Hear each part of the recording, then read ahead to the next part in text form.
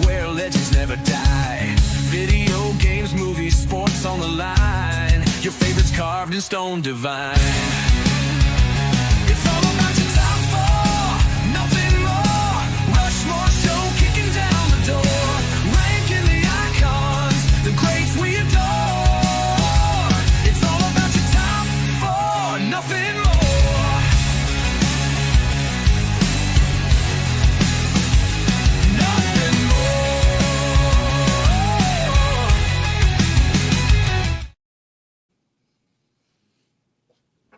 This is the Rushmore Show, where it's all about your top four and nothing more.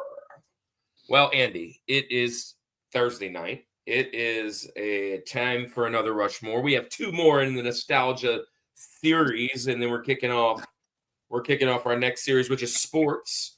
And I'm excited for that. And Isaac's in the house, religious fanboys in the house, Kevin's in the house, and that must be all three of you because we got three in the chat.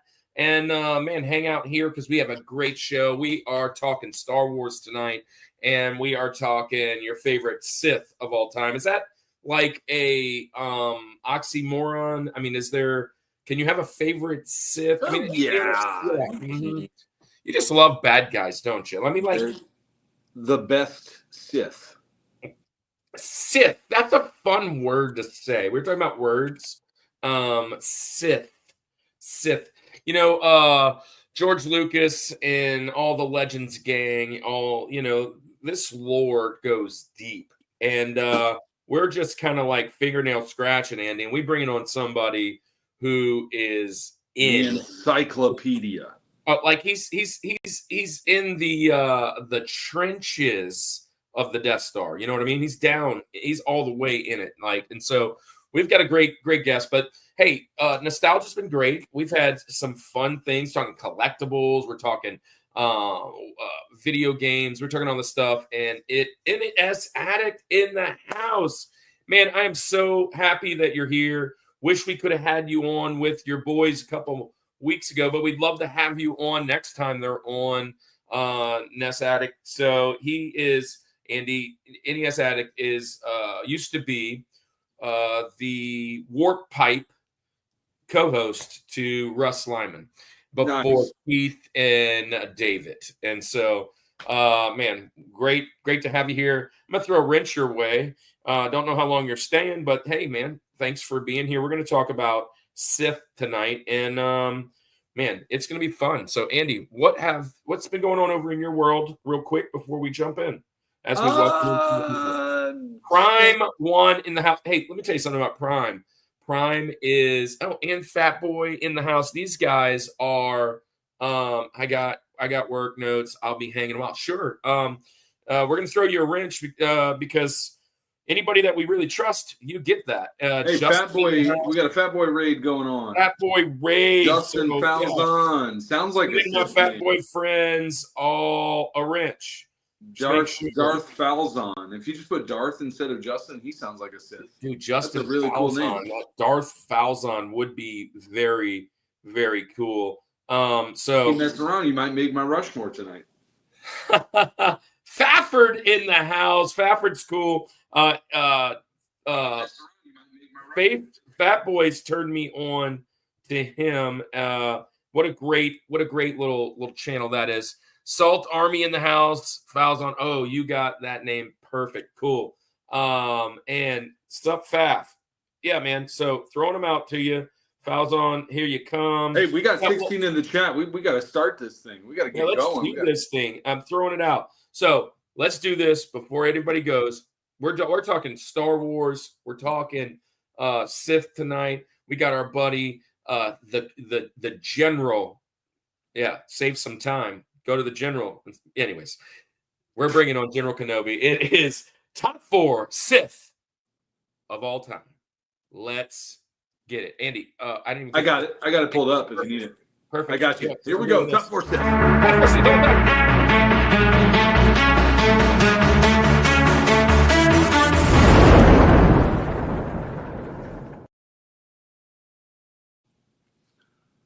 All right, top 4 Sith of all time. Any Star Wars fans in the house? If you're a Star Wars fan in the house, We are going to have a great show. If you're not a Star Wars fan in the house, if you just know the lore, know this. We've got a great guest with a great channel in a great community that will be joining in here. And we just got to get him out here. So let's welcome to the house our friend Jose, General Kenobi from General Kenobi's Bunker and his Bunker Bunch. Now, listen, we welcomed him in about a year ago right now.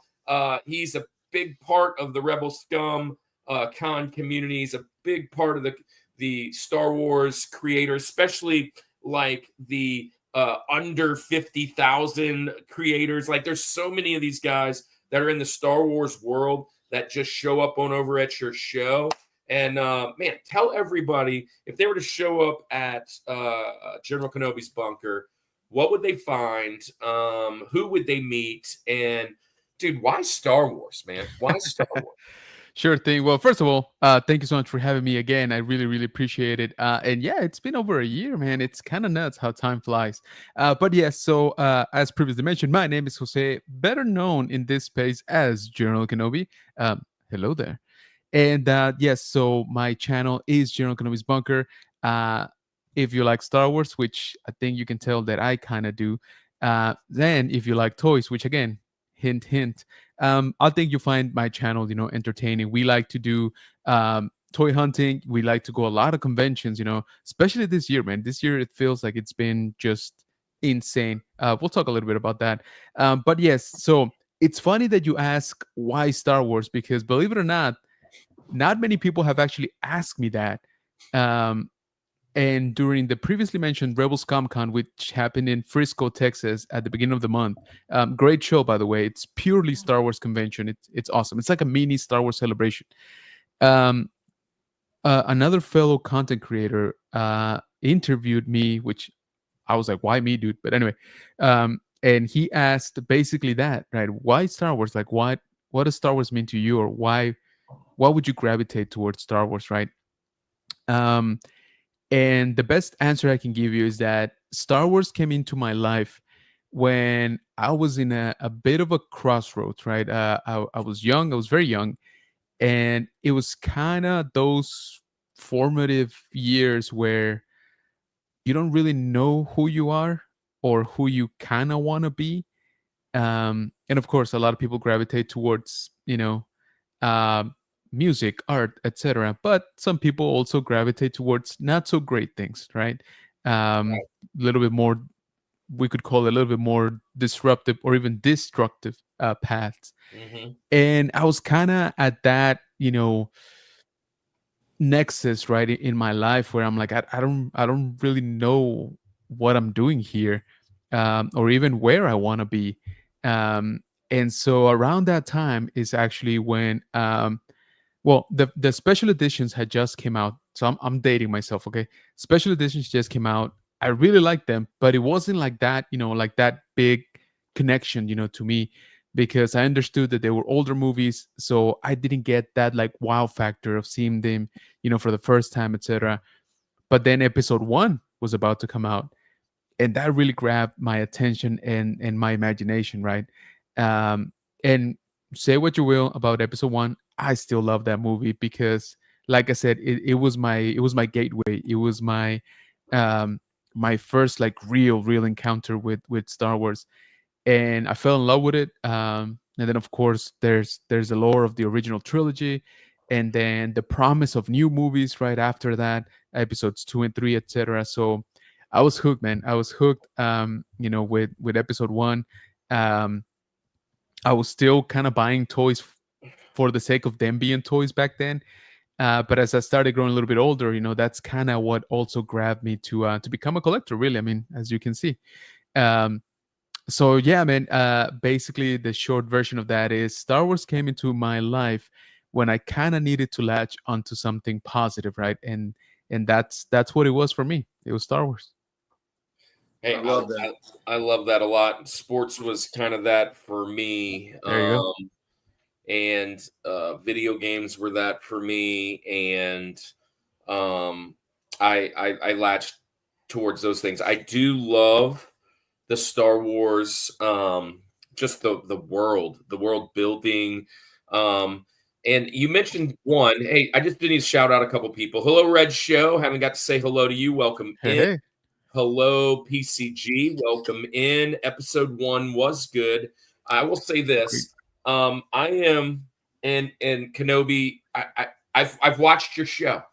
I do my homework sometimes, and I pay attention. Sometimes when I come in to a place like your house, right?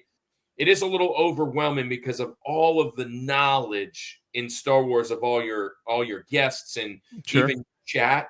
But I will say this: there has not been, and I'm going to probably step on people's toes. There has not been one Star Wars movie, TV show, or whatever that when I left, I wasted my time. Yeah. I mean, they haven't been as good as this or that. Of course, Oh, sure. there's a ranking of them, but what Andy and I like to say, at least, is so like me, I was born in the late 70s, so the first set was my childhood. Yeah. The next set was reliving that childhood, right? And with another set of friends. Because when I watched the first set, I was young.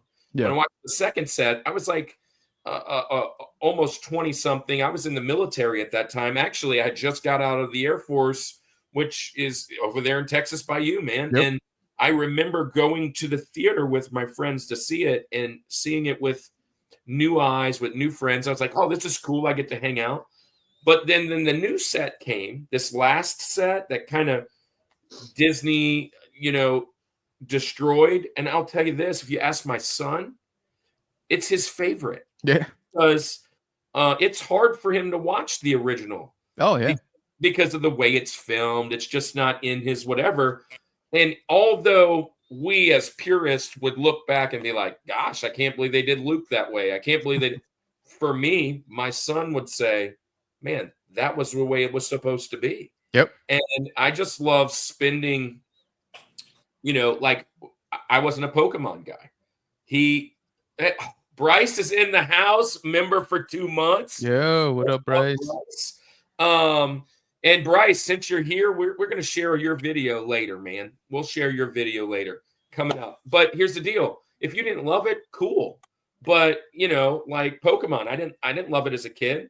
And going forward, I now love it hanging out with my son. Yeah. So, I mean, like there's a different eras of things and it's cool.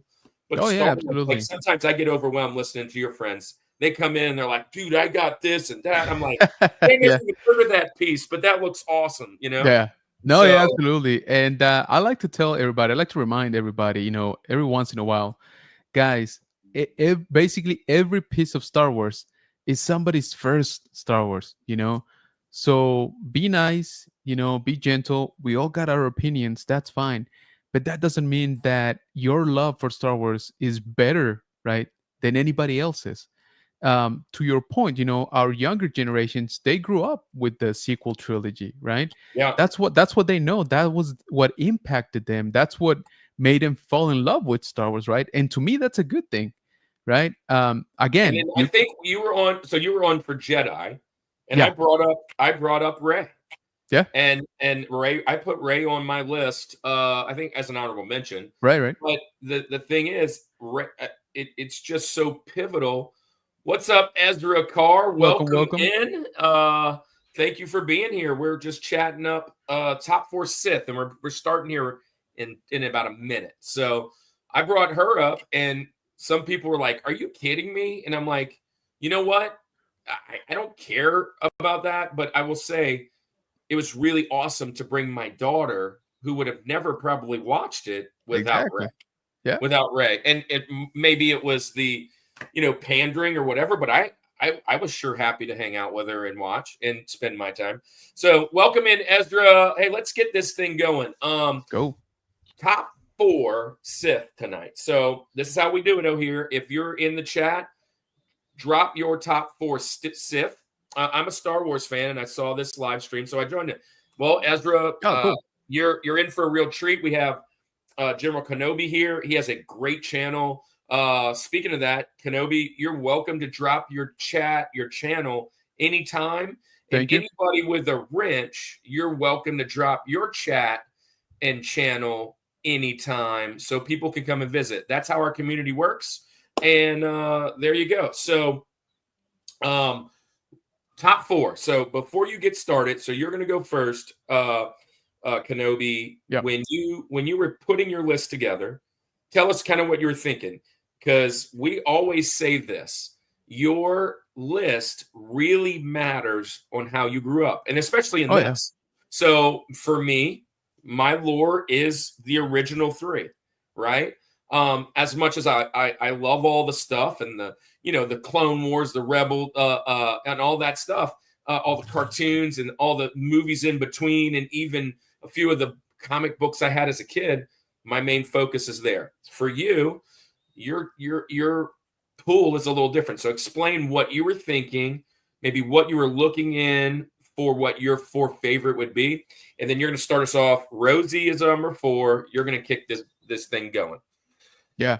So, very much so. So, again, definitely whatever your childhood was marked by, right? It's definitely what defines, your nostalgia and your what you know best.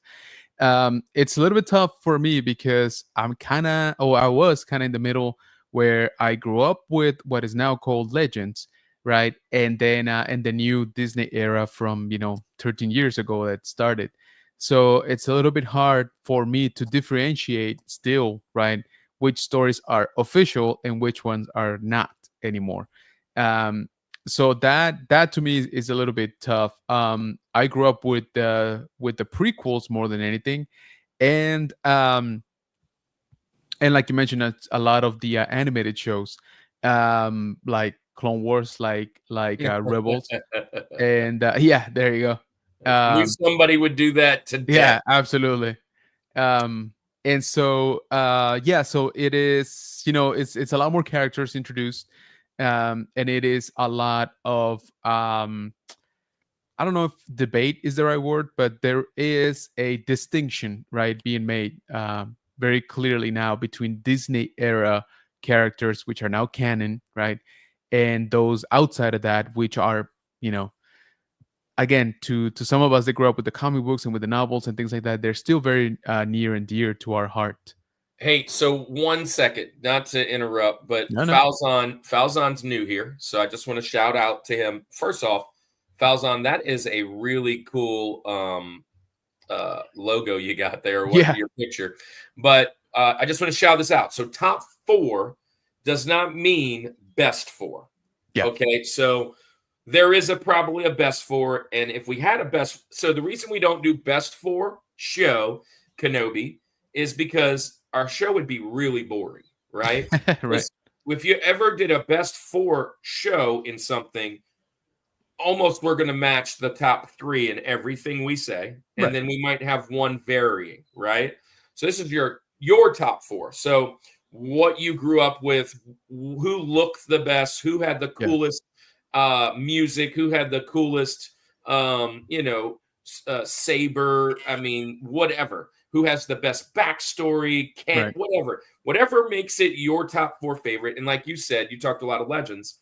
So he just mentioned here, Maul is the coolest, but not the best.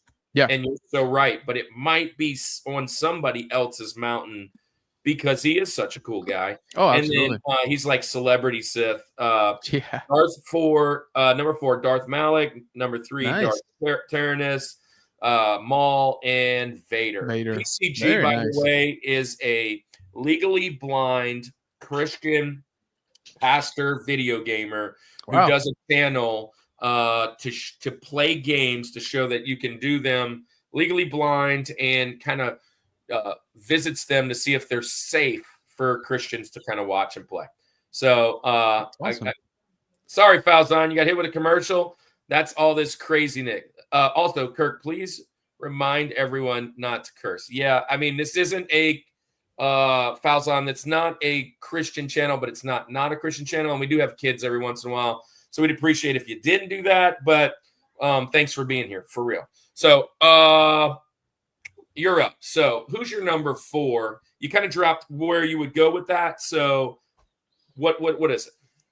Okay, so For my number 4, I'm gonna have to go.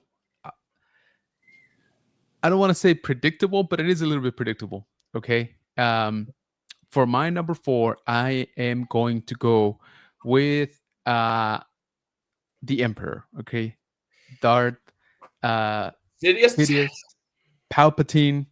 Um, Yeah. Can I jump in a little bit into why though? Why Yeah, he's yeah, yeah. number 4? Absolutely. Tell Um, everything about it, man. so we all know him, right? You know, from the movies, and old ones, new ones. He's basically been all throughout, right? Every trilogy has had Palpatine in it, but I look at it from a little bit different because he's about the only Sith that really truly had what almost no other Sith had, and that is patience and vision, right? Every Sith, by their own nature, they tend to be very power hungry, right? They want everything, uh, everywhere, all the time, and as soon as possible. And he was the one that knew how to play the game even better than those who wrote the game, right? He basically played the long game in his plan, right? And that's why he was so successful. Um, and so I've always loved that about the character. Just, you know, he figured out the code, right, of why the Sith continuously throughout history were never able to hold on to power, you know, for very long. um and why, you know, the Jedi kept going for as many years as they did. And he saw, you know, the opportunities. He saw, you know, what he needed to do, and again, he had the vision to actually enact his plan, right, and not let his emotions get the best out of it. um like, you know, like pretty much Sith rely on emotions heavily. So yeah, that's why he's on my top 4. That's why he's on my Rushmore.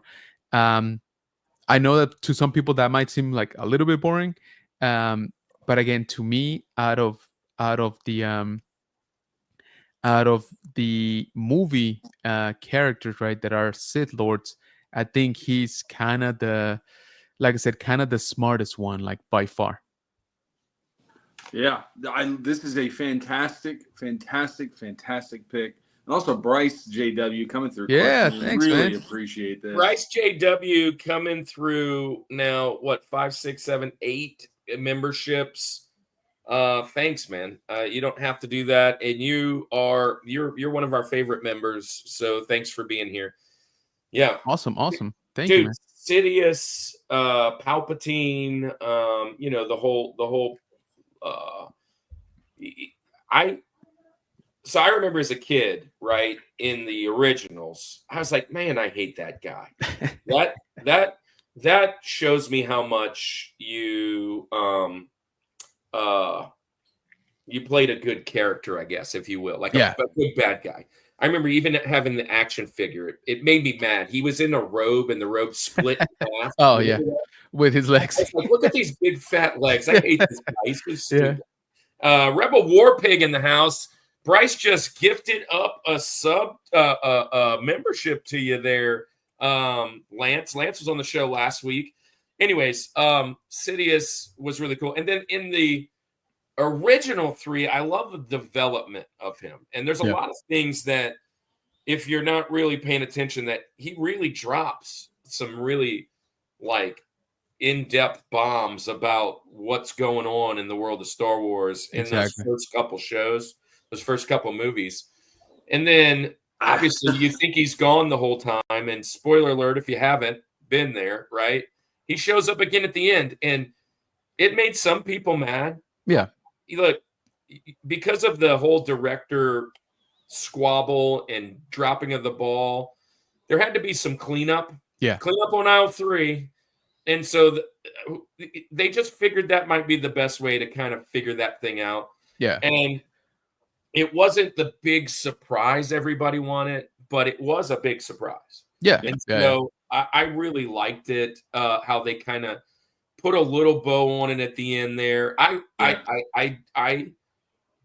walked out and went, okay, cool. It's not my movie. I didn't write it, but I'm glad they did something with it. And with it all said, over the course of 9 movies, right? I just hated him even more. And I was like, perfect. This is perfect. So good pick. I love the pick. Yeah, this is a great pick. I just think of the Family Guy, Star Wars, something, dark side. Yeah.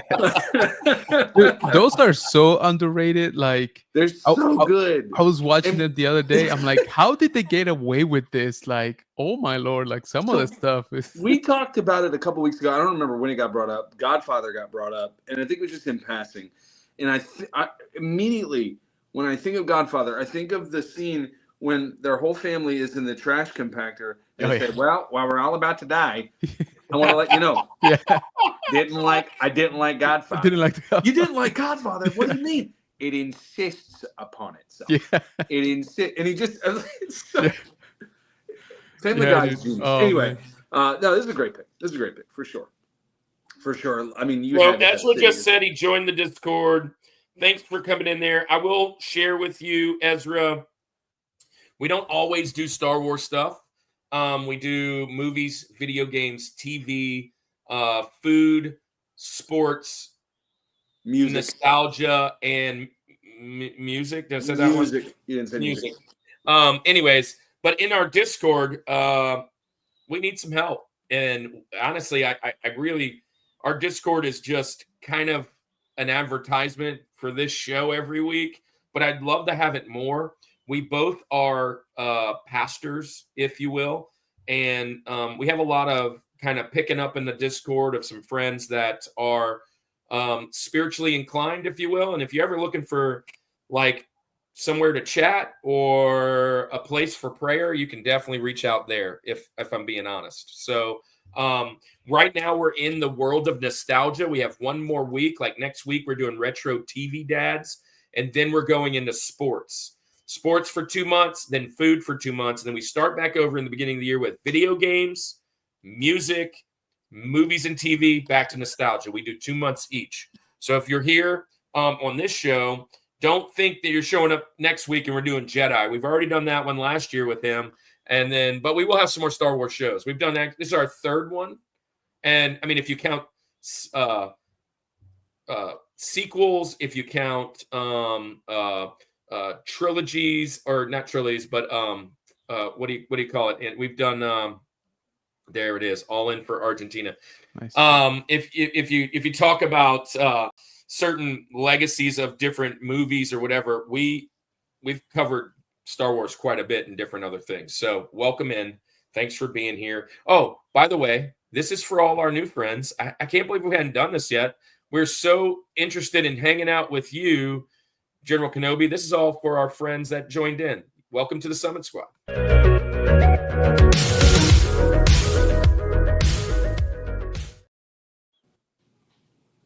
Summit Squad means every Thursday night we're hanging out talking top 4, and you put your top 4 in the chat. You can share your channel. You can be a part of the community in all the places below. And thanks for being here. I think we're inching up close to 1,500 subs too, man. If any of you guys go and sub, you will help us get to that benchmark. What's up, Sean? Real Life Perspective Show. Real Life What's Perspective. up, man? We love that guy. He's such a cool dude. Yeah. Hey, it's Kenobi. Hello there. Wait, so Kenobi, weren't you on his show too? Were you on Sean's show once?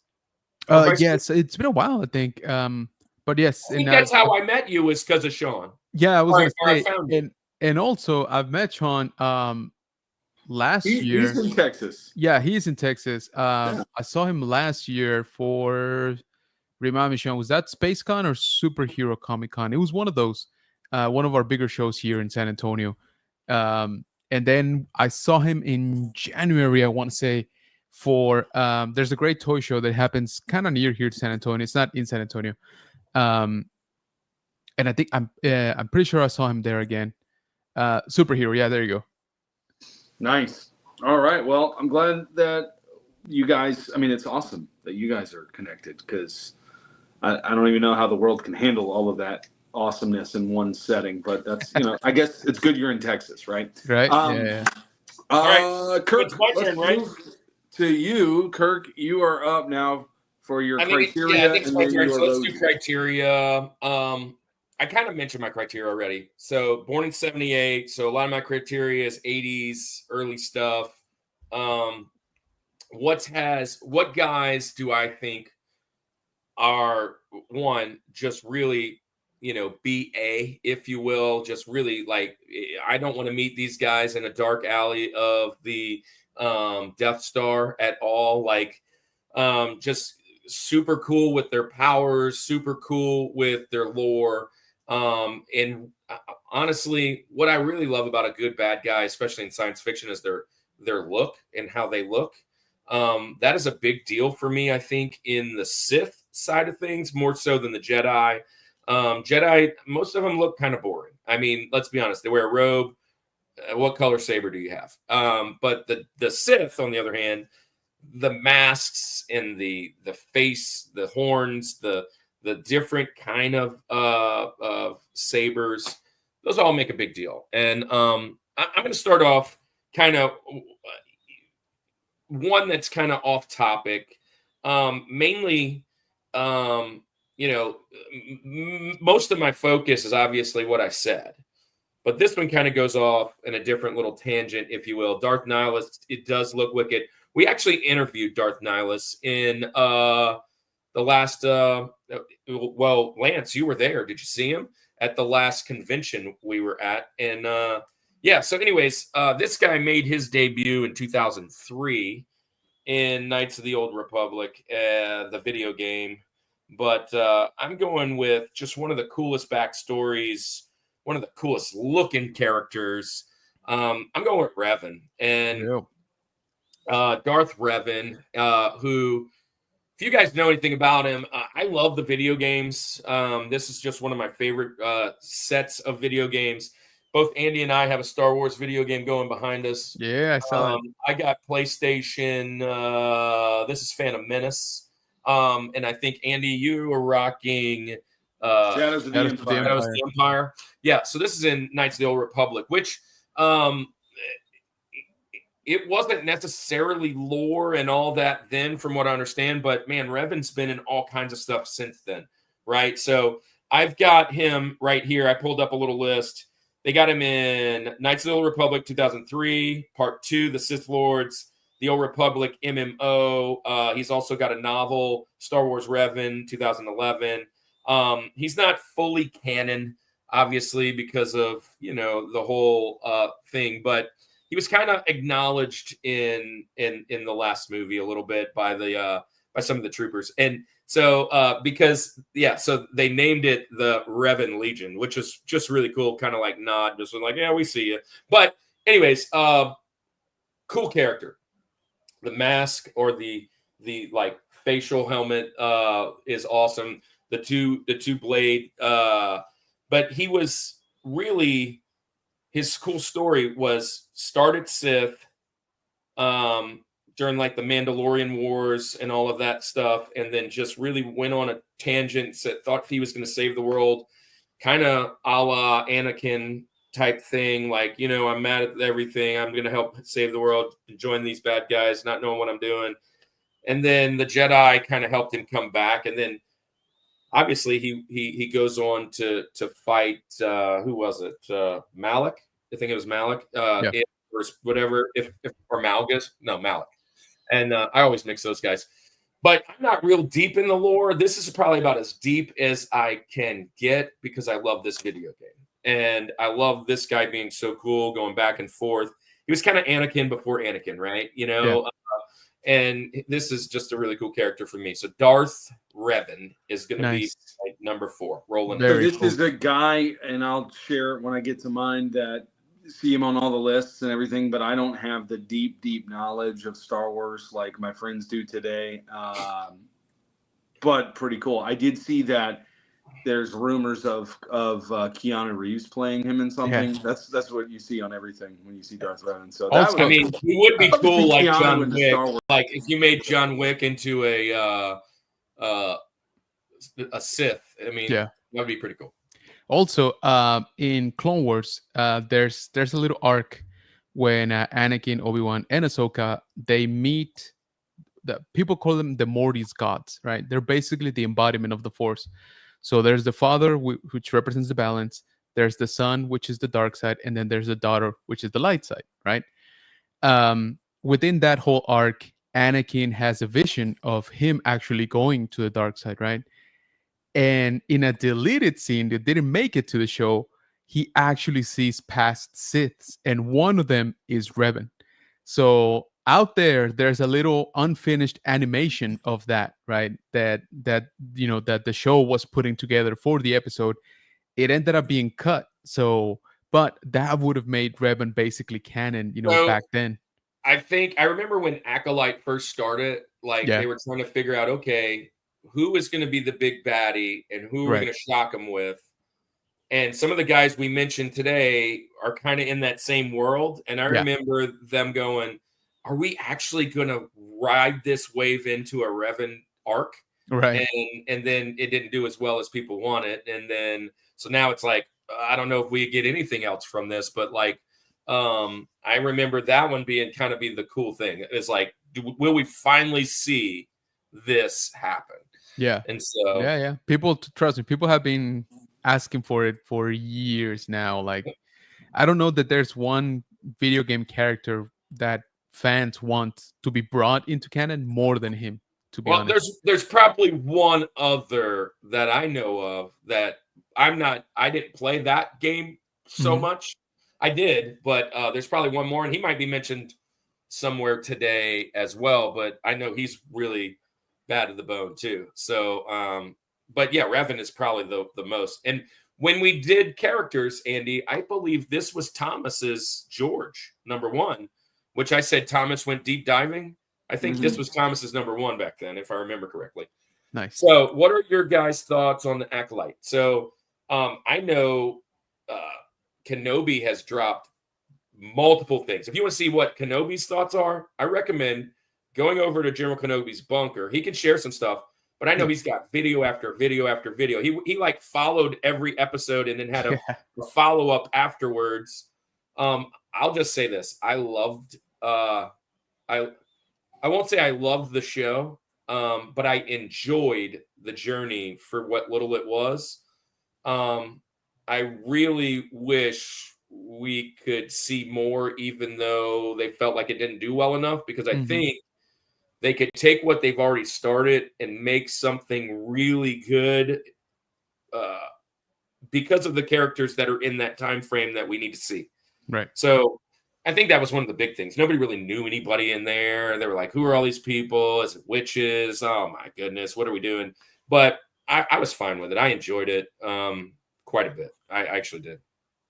And the dark side user in that show might have the coolest mask of anybody I've ever seen. Yep. I loved his helmet.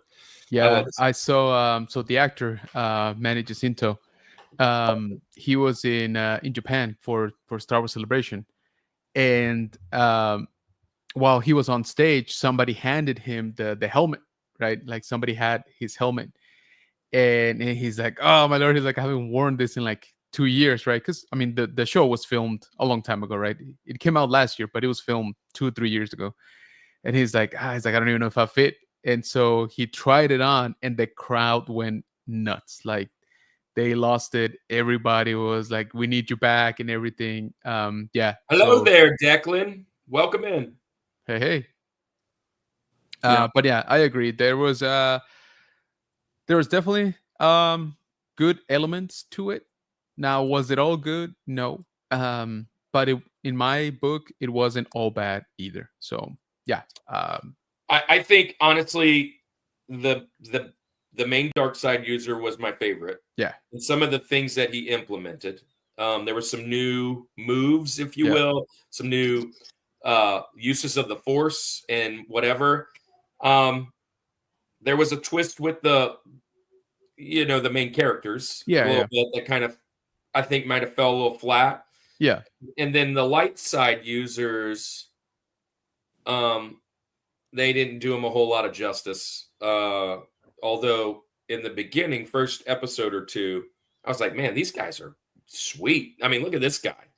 He reminded me of the main guy that was kind of training him. He reminded me of like if Ip Man was a Jedi, right? I was like, bro, this dude's going to be cool. And then, dang it. Okay. Yeah, right. So that kind of stuff, yeah. Yeah. So Declan, General Kenobi, well, you know the rules, and so do I. Hello there. So welcome in, Declan. Thanks for being here. It's been a while since we've seen you, and we're just talking top 4 Sith. Andy, so Sidious, Revan, what's your criteria? Who's your Rosie? Yeah, so for me, like we said, I have a very surface level love for Star Wars, and surface level in the sense of, I mean, if it was just a guy from a game, I probably don't know who it was, or certainly a guy from a novel. Yeah, I was absolutely not reading Star Wars as a kid, or even comic books. I mean, I wasn't a comic book guy. I've shared that before. I think they're cool. It was never really my thing. But if they were in the movies, I was all about it, right? Kind of like you said, Kenobi. Like, I remember when Episode 1 came out. I share this every time we talk about Star Wars, that they re-released Episodes 4, 5, and 6 in theaters leading up to that, at least where I was. And so my dad and I got to go watch 4, 5, and 6 before we watched 1. And it was like one of those really core memories of my childhood, like rewatching that in theaters. We had the box set of VHS, the gold, it was Vader it was really good, the special edition stuff. So there's a lot of nostalgia tied to that. And with that, all of my characters fit right into nostalgia. Like, these were just the baddest of the bad that I remember growing up watching this stuff. And my Benjamin's will be a little bit different. We'll talk about that later. Because, I mean, I had a hard time picking a list of it if I had to go even deeper than what I went. But so for my Rosie, and then actually what'll be cool tonight, I have a little, if you don't mind, Kirk and Kenobi, I have a little scriptural tie-in to each one of my Sith tonight, and some takeaways that we have from that is pretty cool. Obviously we do with Reboot, we tie in scripture to a lot of pop culture things, so I figured we give you a little taste of that tonight which just let everybody know, now that my master's is done and Andy, we've kind of got the go ahead with a few other things and maybe starting up that spark again. I think you'll be seeing a lot more Reboot coming soon. So let's just say that. Absolutely. Nice. At the cons, online, all kinds of stuff. We got lots of great things on the horizon. But with that said, I'm gonna give you a little taste of Reboot tonight with my picks. My Rosie coming in at number 4. This list wouldn't be right without mentioning Sir Christopher Lee. We've got to go Count Dooku. He is my Rosie. I will tell you this, in all honesty, as a kid, I was like, I hate this dude. Like, this is a horrible, like, he's just an old man with a beard, right? Like, I'm used to seeing these awesome costumed, like, Sith and bad guys, and like, that's always what I would go to. But when you actually get into it and you know his story, and I'll be honest, that duel between Yoda and Dooku is one of the coolest ones. One of the best fights. It's so cool, so underrated, I believe. But anyway, and then the fact that it's Saruman too, right? I mean, it's Christopher Lee. Yeah. Come on, I mean, like, come on, how awesome is that? Like, this guy right here, he had to make my list tonight. So Count Dooku is who I'm going with.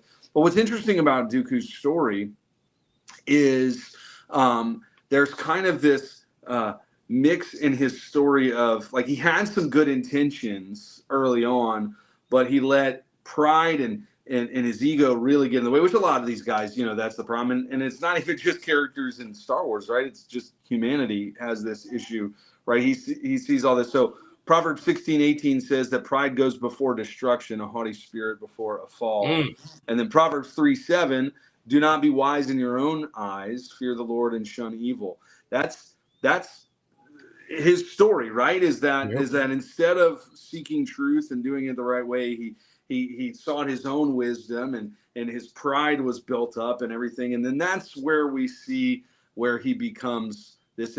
One of the really cool things, and this I should say this on the front end of this, is that Saruman is from Lord of the Rings. Bryce, just throwing that out there. But one of the things I should say at the beginning is that, to me, at least, one of the signs of a good villain, right? Obviously, we're talking Sith, we're talking villains in this. One of the signs of a good villain, as far as it comes to character writing and things like that, is that there is a sense of, I can understand why he got where he was, right? Yeah. Like, I may not agree with it, and like I'm against it, right? But there's a relatable nature to it that just makes it like he's not just bad just because he's OP and he's just the baddest dude that's out there. And a lot of Star Wars has great writing, right? In the sense of, we get that backstory, we get that understanding of kind of that nature of why he became the way that he did, right? And if we think about it, I mean, a lot of us struggle with that. Like, we don't struggle with it to a galactic level to where it's going to have the repercussions necessarily that we see in this. But the pride that creeps in, you know, when we see injustice or we see something wrong and we try to do things in our own strength and our own ability, you know, it doesn't always pan out well. In fact, I'd say it never pans out well, right? And in the sense of Dooku, you see that happen as well, right? Absolutely. You know, so that is my Rosie. That's my little mini sermon tonight. So I will share this, and Kenobi, I'll let you jump in because I don't have a ton to say about Dooku. You think you nailed it. I hated Dooku, every bit of it, except for the fact that that was one of the best battles in all of Star Wars cinema. It wasn't necessarily because of Dooku, but man, seeing an old guy, right, fight an old alien, or an old looking alien at least, and just kind of like, which is so cool, right? Dooku kind of gets underrated because he looked more Jedi than he did Darth, right? Than Sith. And I said those kind of guys are kind of boring, if you will. But my favorite thing, every time I think of Christopher Lee, I think of the meme. I don't know if you've seen the meme about it, but I'm going to share it. It says, Sir Christopher Lee, and this goes towards you, Bryce, because you asked, who is he, right? Who is Christopher Lee? Who's Saruman? So Sir Christopher Lee, he was Dracula, he was Death, he was Lucifer, he was Dr. Fu Manchu, Grigori Rasputin, Francisco Scaramanga, he was Count Dooku Saruman, he was Lord Summerisle, Jabberwocky, Sherlock, and Mycroft. He was Charles Henry Sanson and executed Louis XVI, Marie Antoinette, and Robespierre. He recorded a heavy metal concept album about Charlemagne at age 90. He was a special forces during the World War II, hunted the Nazi war criminals after war, was told by director Peter Jackson to imagine what a man being stabbed in the back sounds like. Lee told him he didn't have to imagine it, he knew it. He is a knight, a bachelor, and a commander in both the Order of St. John and the Order of the British Empire. He knows the English, Italian, French, German, Greek, Latin, Swedish, Russian, and Mandarin Chinese. Chuck Norris, suck it. He is the world's most interesting man. Also, I with that whole list right there, I don't know if you mentioned it or not, he released a heavy metal album. Yeah, that's it. Did you say that? Sorry, there was like a lot of things listed off there. But about Charlemagne at age 90. 91 when he released it. The old, how crazy. Yeah. Anyway. Yeah. Well, no, that Justin says he was 007. Yeah. Yeah, definitely. He was Robespierre too. He was yeah, that's what it says. He says he was Charles Henry Sanson and executed Louis XVI, Marie Antoinette, and Robespierre. Yep. So and anyway. he knew personally Tolkien, right? And he told them he wanted him to play Gandalf, right? So he got close, but yeah. So no, I mean he's epic beyond epic, right? And well, to go a little bit back to your point, Andy, there's some animated shorts called Tales of the Jedi, right?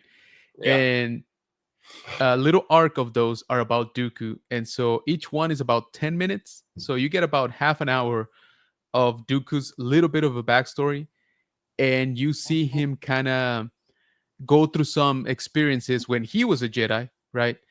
That it, even though they're shorts, they're so good. They're very effective in showing you why he was so disillusioned, right? Like why he was so um, fell out of love with the Jedi Order. They do a great job with those little shorts, and to your point again, we already kind of gravitated towards the character, right? Because you're like, I kind of get where you're coming from, right? But once you see those little shorts, you're like, dude, I think I would have done the same. Like you're like, dang it, man. Yeah, that's good. Hey, I also have the Dooku book that shares more on his past. Nice. Justin says, not the actor, like the person. He was a British spy. The guy is 007. Yeah, Yep. and I said that. I said he was special forces during Forces. World War II and hunted Nazi war criminals after the war. I mean, yeah, he's just cool, man. Yeah. He's a cool dude. He just passed away not long back. But yeah, Count Dooku, man. And of like he's the Count. I mean, like, Yeah. I remember like when I heard it, like, 1, 2, Exactly. 3. but yeah, he is yeah, it's a cool pick. I'll say this. He was gonna be 5 or 6 on my honorable mention if he made it. If he made it there. So he didn't make it today, so I'm gonna have to scratch him off my honorable mentions. If you know anything about us guys, honorable mentions are all new picks. So he's out. We can match in our top 4, not in our back. So there goes that one.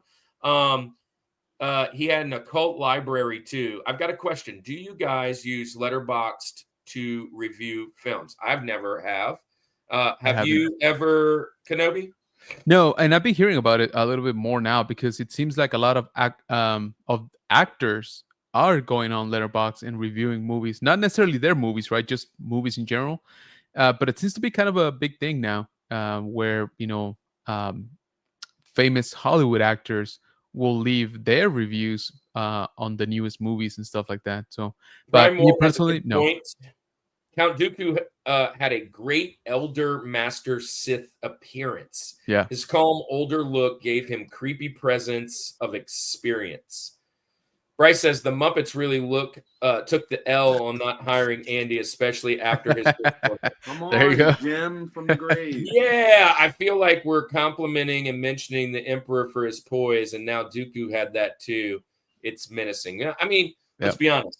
It's exactly what the Sith are all about. There you go. So There you go. there he is. All right, so that's round 1. Now we don't even have to talk about it. Let's do round 2. And Kenobi, you don't have to say why. You already gave us kind of like your criteria. Who was your second favorite? I'm sorry, third favorite Sith, but second on the list today? Yeah. So again, for the stuff that I mentioned previously, and something that you actually mentioned because you nailed it on the head. It's about the look. It's a lot about the look.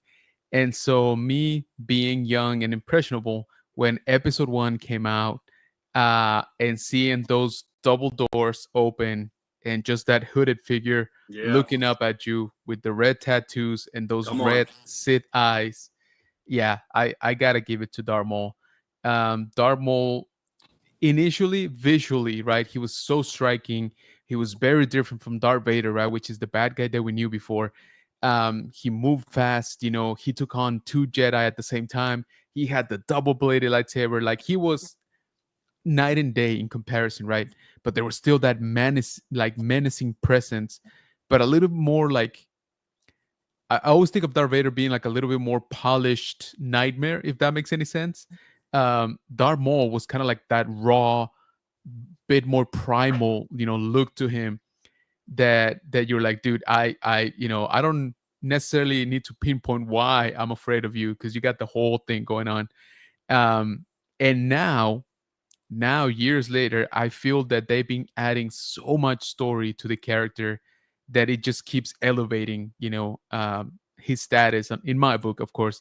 Again, I loved him in the movies. Yes, his performance was cut short See what I did there? Hey, there you Um, go. Hey, Hey, let's let Qui-Gon be Qui-Gon. Exactly. Yeah, I like it.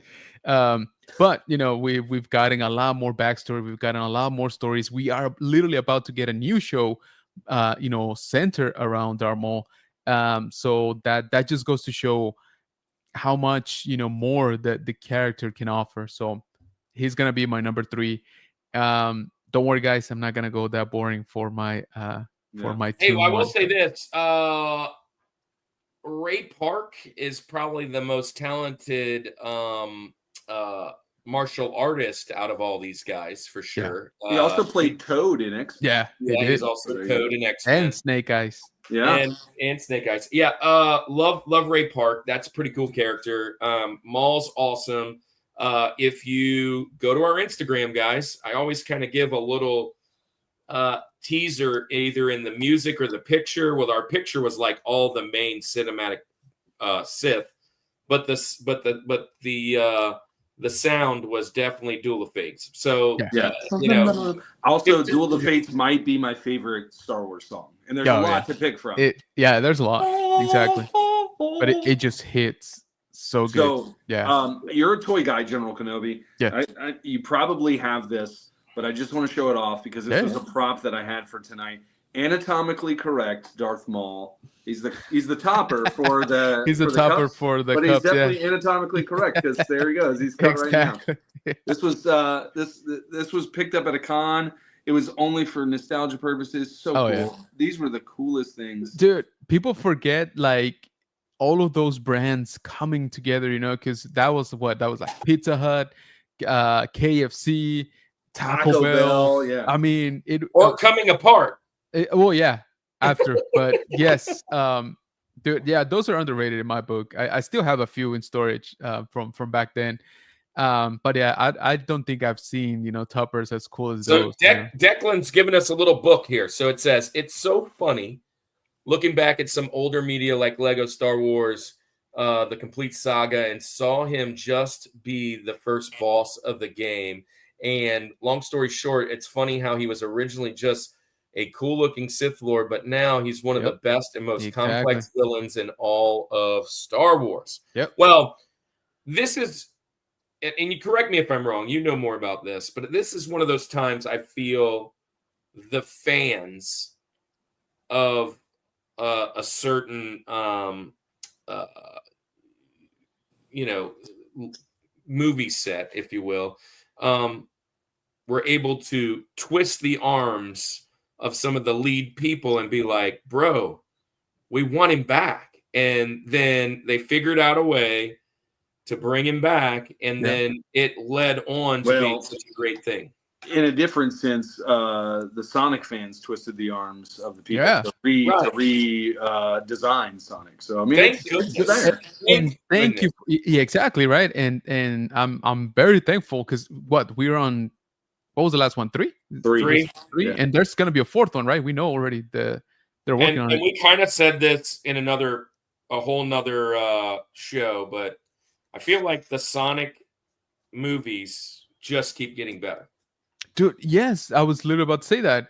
I'm like, first of all, they're way more they're better than they kind of have any right to be, like you wouldn't think a Sonic movie would be that good, but man, I love those movies. Those movies are great. And Rebel War Pig is exactly right. Boba Fett's another character. Yeah. And the Mandalorian, having the Mandalorian, everybody was like, well, wait a second. We got the Mandalorian. Who's this guy? We all want Boba, right? Yeah. And so then they do Boba Fett, and everybody got mad because it wasn't what they wanted because it was Mandalorian Part 2. Exactly. And they wanted more Boba. Right. Anyways, but we digress. We're going off track a little bit, but hey, man, it's my turn, and I love Maul tremendously. So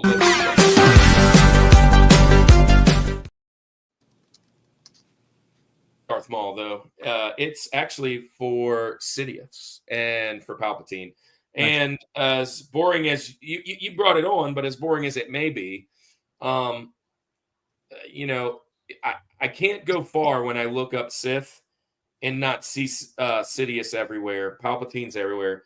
And in most, it's kind of funny when you're like, who's the strongest Dragon Ball Z character ever, right?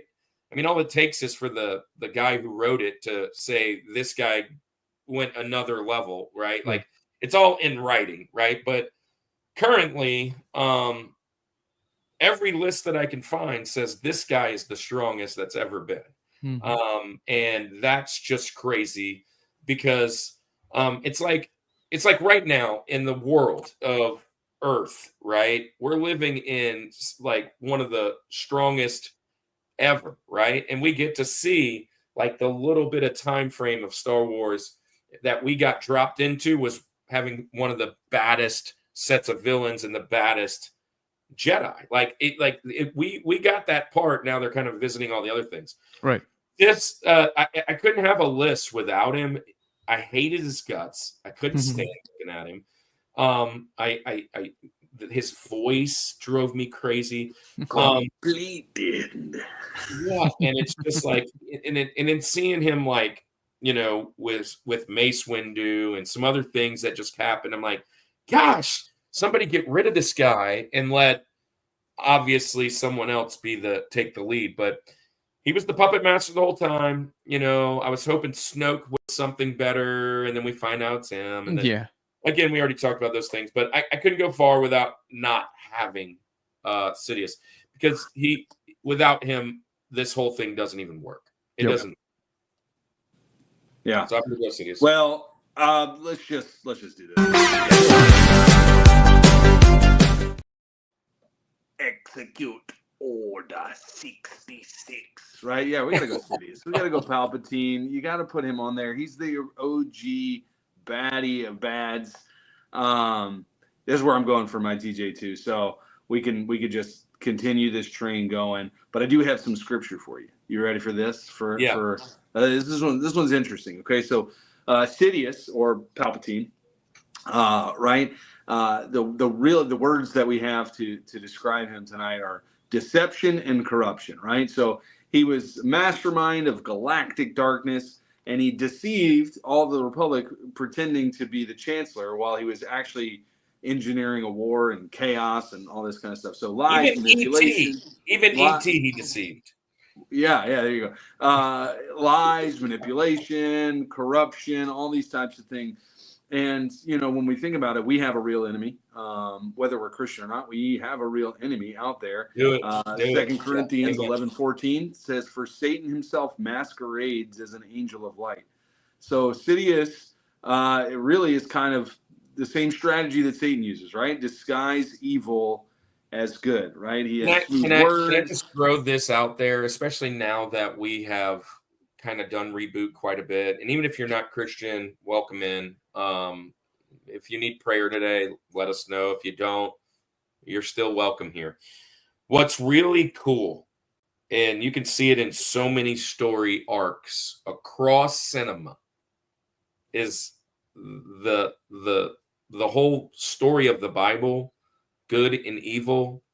It's copied so much. It's in the greatest cinema. story he's ever written. The greatest story ever told. But like the savior trope and the bad guy, like the whole thing. It's not just like one bad guy fighting one good guy. Like the whole trope is connected. That's why Reboot is so good, because you can find it everywhere. So to continue this real quick with Sidious, just this that I have here. So he had smooth words, he had false promises, and that's really kind of how temptation works, right? And how Satan tries to attack us is through that temptation, right? And it looks like freedom that we can get by following that. It may look like the right thing, but it's actually leads to slavery to sin, right? So 1 John 4:1 tells us that we must be discerning, testing every spirit against God's word, right? So it doesn't matter how much Satan or Sidious disguises himself, if we hold it up to the truth, right? And as a Christian, we know the truth is God's word, then we can clearly see through that disguise. So that's where we're going. Man. Bryce, you still hanging around here? Bryce, if you're still hanging around here, it's your turn to shine. Thanks for dropping out some memberships, but it's halftime. And look, a couple things that we do here is we always shout out our guys over Andy's shoulder, Culture Box. We always shout out Reboot, which is down there below, which is a good segue what he just did. And then we always shout out one of our favorite members of the week. And so, Bryce, you were shouted out last week. You weren't here, but we'll shout you out again today because you are here. So, number one, if you become a member at the George level, we will make a little video for your channel, and we'll share it along. So, Andy, share there he is. Share the member of the week, and go sub, go like. Yeah, follow. let's Bryce roll that beautiful Bryce footage. Bryce JW is a full-time content creator, collector, and streamer, spreading kindness one video at a time. From epic Geometry Dash runs and Nintendo streams to game hunting vlogs and podcasts, Bryce leads the Anime Armada, a welcoming, positive community for gamers and geeks of all kinds. No hate, just heart. Join the crew at youtube.com/@BryceJW.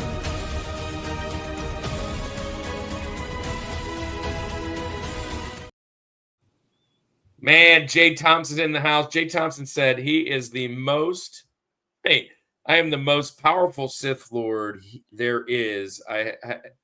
There is. Having other Sith Lords in some poll is a direct challenge to my Sith Lordiness. Jay Thompson is a great friend online, loves the Cubbies. Cubbies are having a good year, man. Cubbies are having a good year. Congrats to your Cubs. And thanks for being here, man. Didn't mean to caps all that. That's okay, Justin. Fouls on. But thanks for staying here. So let's talk a little bit else. We kind of already mentioned it, Andy, because you're dropping some chatter with some scripture today. But below us, to Kenobi's left, is Reboot.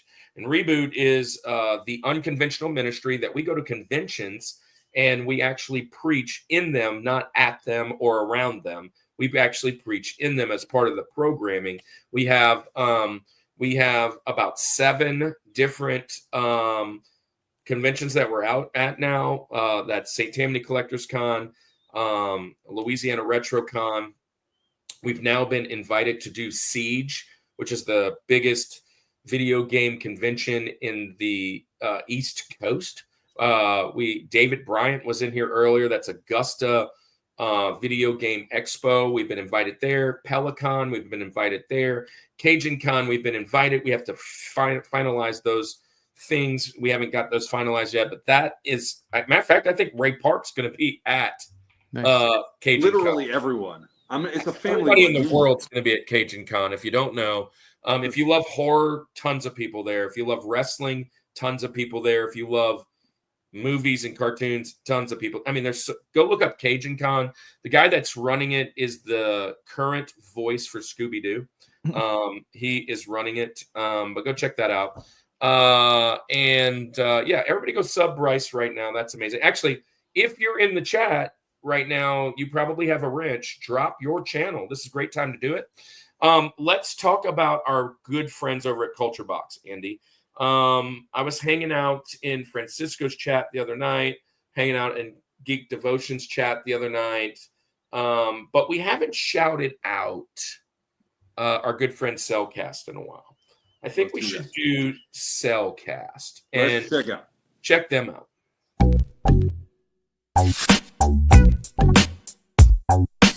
The Cellcast hosts Jacob and Drew review animated movies and TV shows, discussing what they appreciate about the medium in whatever form it takes, whether it's a traditional hand-drawn animated movie, claymation shorts, or a 3D CGI series. Check out some animated reviews when you subscribe to The Cellcast at thecellcast.podbean.com. And don't forget, Cell is spelled with a C and a single L at thecellcast.podbean.com.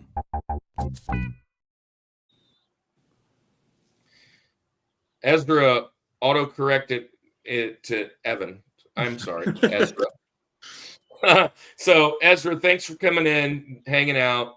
Hey, animated. Yeah, he loves the old animation. We've been on the show plenty of times. They've been on our show plenty of times. Actually, they probably out of Culture Box been on our show the most, and vice versa. And last but not least, roll that beautiful bean footage. We have a coffee of the Rushmore Show. Let's check it out. The official coffee of the Rushmore Show. Check out Village Coffee. Let's face it, at-home coffee can be pretty stale. Coffee at home doesn't have to be boring. The Village Coffee is here to deliver the flavor. The Village Coffee roasts coffee every week and sells online. Go to villagebeans.com to order your coffee today and use discount code RUSHMORE for free shipping. There we go. It is totally worth it to go get coffee at the Village Coffee. Hey, real quick, just a plug on them. They're like big deal now. They're like in local grocery stores over here. They're like making big moves. So really awesome to see that. And they're still the official coffee of the Rushmore Show. How about that? Well, wait till we get the Rushmore flavor. I went Rushmore roast. Give me a Rushmore roast. Boom. Just a special. Oh, that's going to be Yeah. awesome. That's going to be so Yeah. cool. All right. Well, now that we've lost half of our viewers because of our amazing commercials, let's get right back into this. And hey, religious fanboy, welcome in. It's time to do the second half of the show. So you're up. You are up. And number 2, we call him Link. Who's the second best Sith in your list there, Kenobi? Yes, sir. So for my second best, I'm going to go with one that actually kind of made the jump from Legends to canon. I don't think a lot of people noticed. His name is Naga Sadow. And that might not ring many bells for a lot of people, but Naga Sadow was a very ancient Sith Lord. He was the first one to really challenge, the Jedi and the Republic. We're talking about 5, maybe 6,000 years before the movies. But here's a cool tidbit and why I picked him. When he was defeated, he was exiled to a little moon called Yavin 4. And in there, he had some followers called the Massassi. And the Massassi built pyramids. And who used those pyramids, 4,500 years later? The rebels. Those pyramids are the ones that you see in A New Hope, in Rogue One, etc., etc. That is where those Massassi temples came from, was from him being exiled to that planet, moon, technically, thousands of years prior.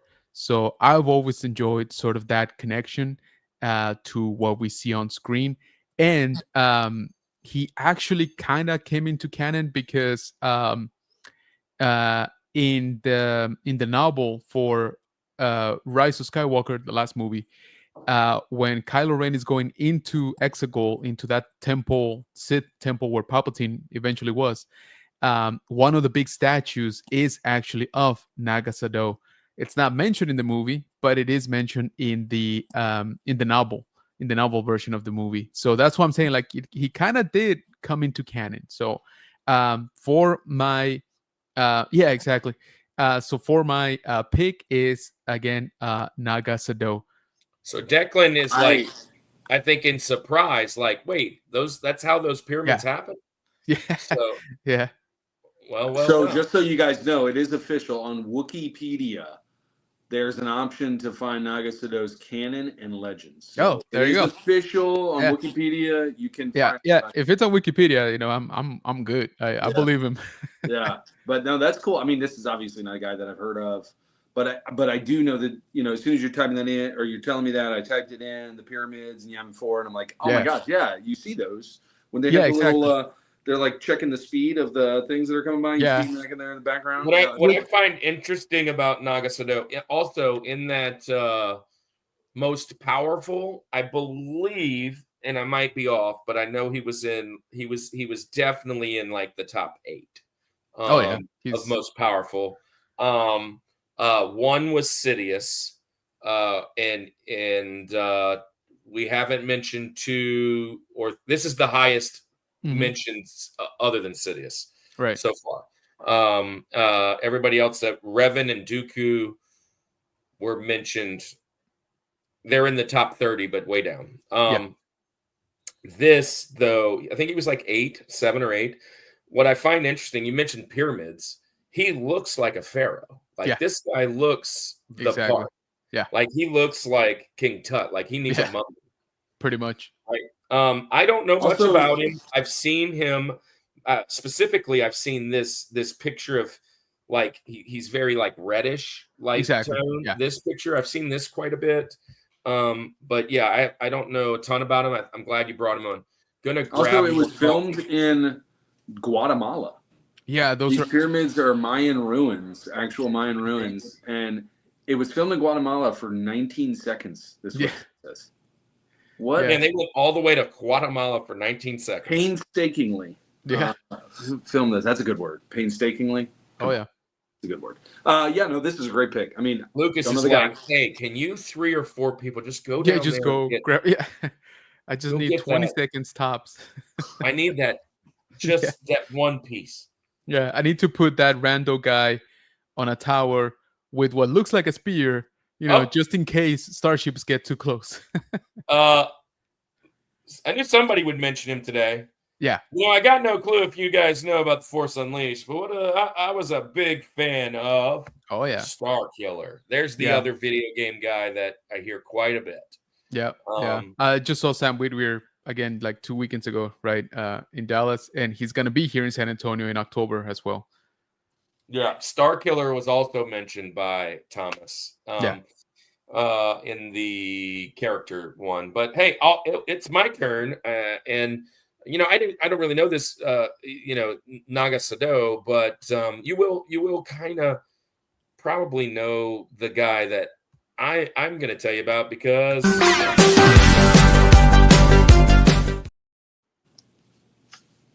it has to be. I almost made him number 1. Nice. It's Darth Maul, man. Darth Maul, and I don't even need any of the Rebels lore. I need the half a movie I had of him.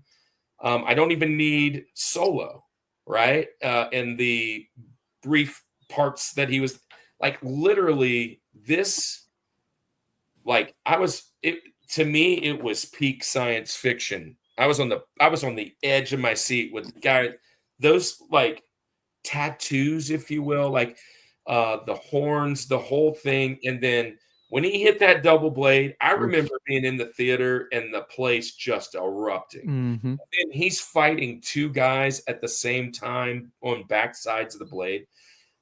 Just amazing. And, I mentioned it earlier.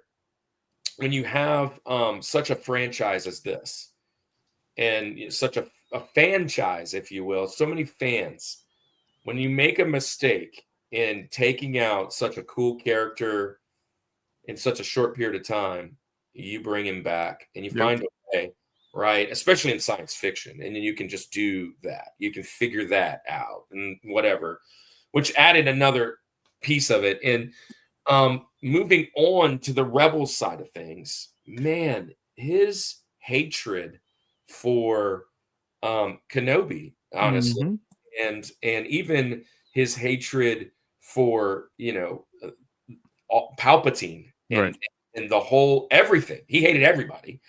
And then adding in his brother and the lore of all that stuff. And I mean, you could probably talk more into this, Kenobi, but he was in that like trash compactor planet for long time by himself. Like by himself. He drug himself to do all those things. I mean, it's a pretty cool way to bring him back to make him even crazier. Right? Yeah. Right? And then you bring him into things like Solo and video games and all that other stuff. He's just one. He to me. I wish we had a whole set of movies of him being the main antagonist. Agreed. Just be really awesome. And I can't wait to see potential because every time one of these things come out, like Kenobi or Mandalorian or Boba Fett, there's always a hint of something, right? So we got Acolyte, and then there's always like, what's the next one, right? And I remember kind of seeing on a few, and you probably know way more than I do. Of course, going to all these different conventions and hearing them talk and being in all that place, going to Japan for goodness sakes. But like, we're gonna get a Vader, we're gonna get a Maul, we're gonna get a Leia, we're gonna get like all these characters. I don't care about all the other ones. I just want Maul. Give me Darth Maul. I'm happy, and that'd be cool. So that's be my number 2, my link. Nice. Yeah. Well, Kirk. We're gonna essentially have. Are we gonna be that boring today? That's what I'm saying. We're gonna. I mean, like the word bank that I'm pulling from. So I mean, you're gonna have to do something for the George. Well, you did Dooku. I went Revan. And I think we may just match here on out, but and that's okay because if I win, then you win, and essentially in the poll. So, yeah, I'm going Darth Maul also for all of the reasons that everybody has shared so far. So this movie comes out. I'm young adolescent, man. When you first see Darth Maul, it was something unlike, I had seen, watching 4, 5, and 6 leading up to it. It was totally a different feel. It was like, and again, we kind of touched on it. Like some of the reasons that people, like at least kids now, like don't really relate to the 4, 5, 6. Man, it was some stiff, like, like fighting or whatever. But when you see Darth Maul come in and do these flips and all this craziness happening, you're like, oh my gosh. And then the face.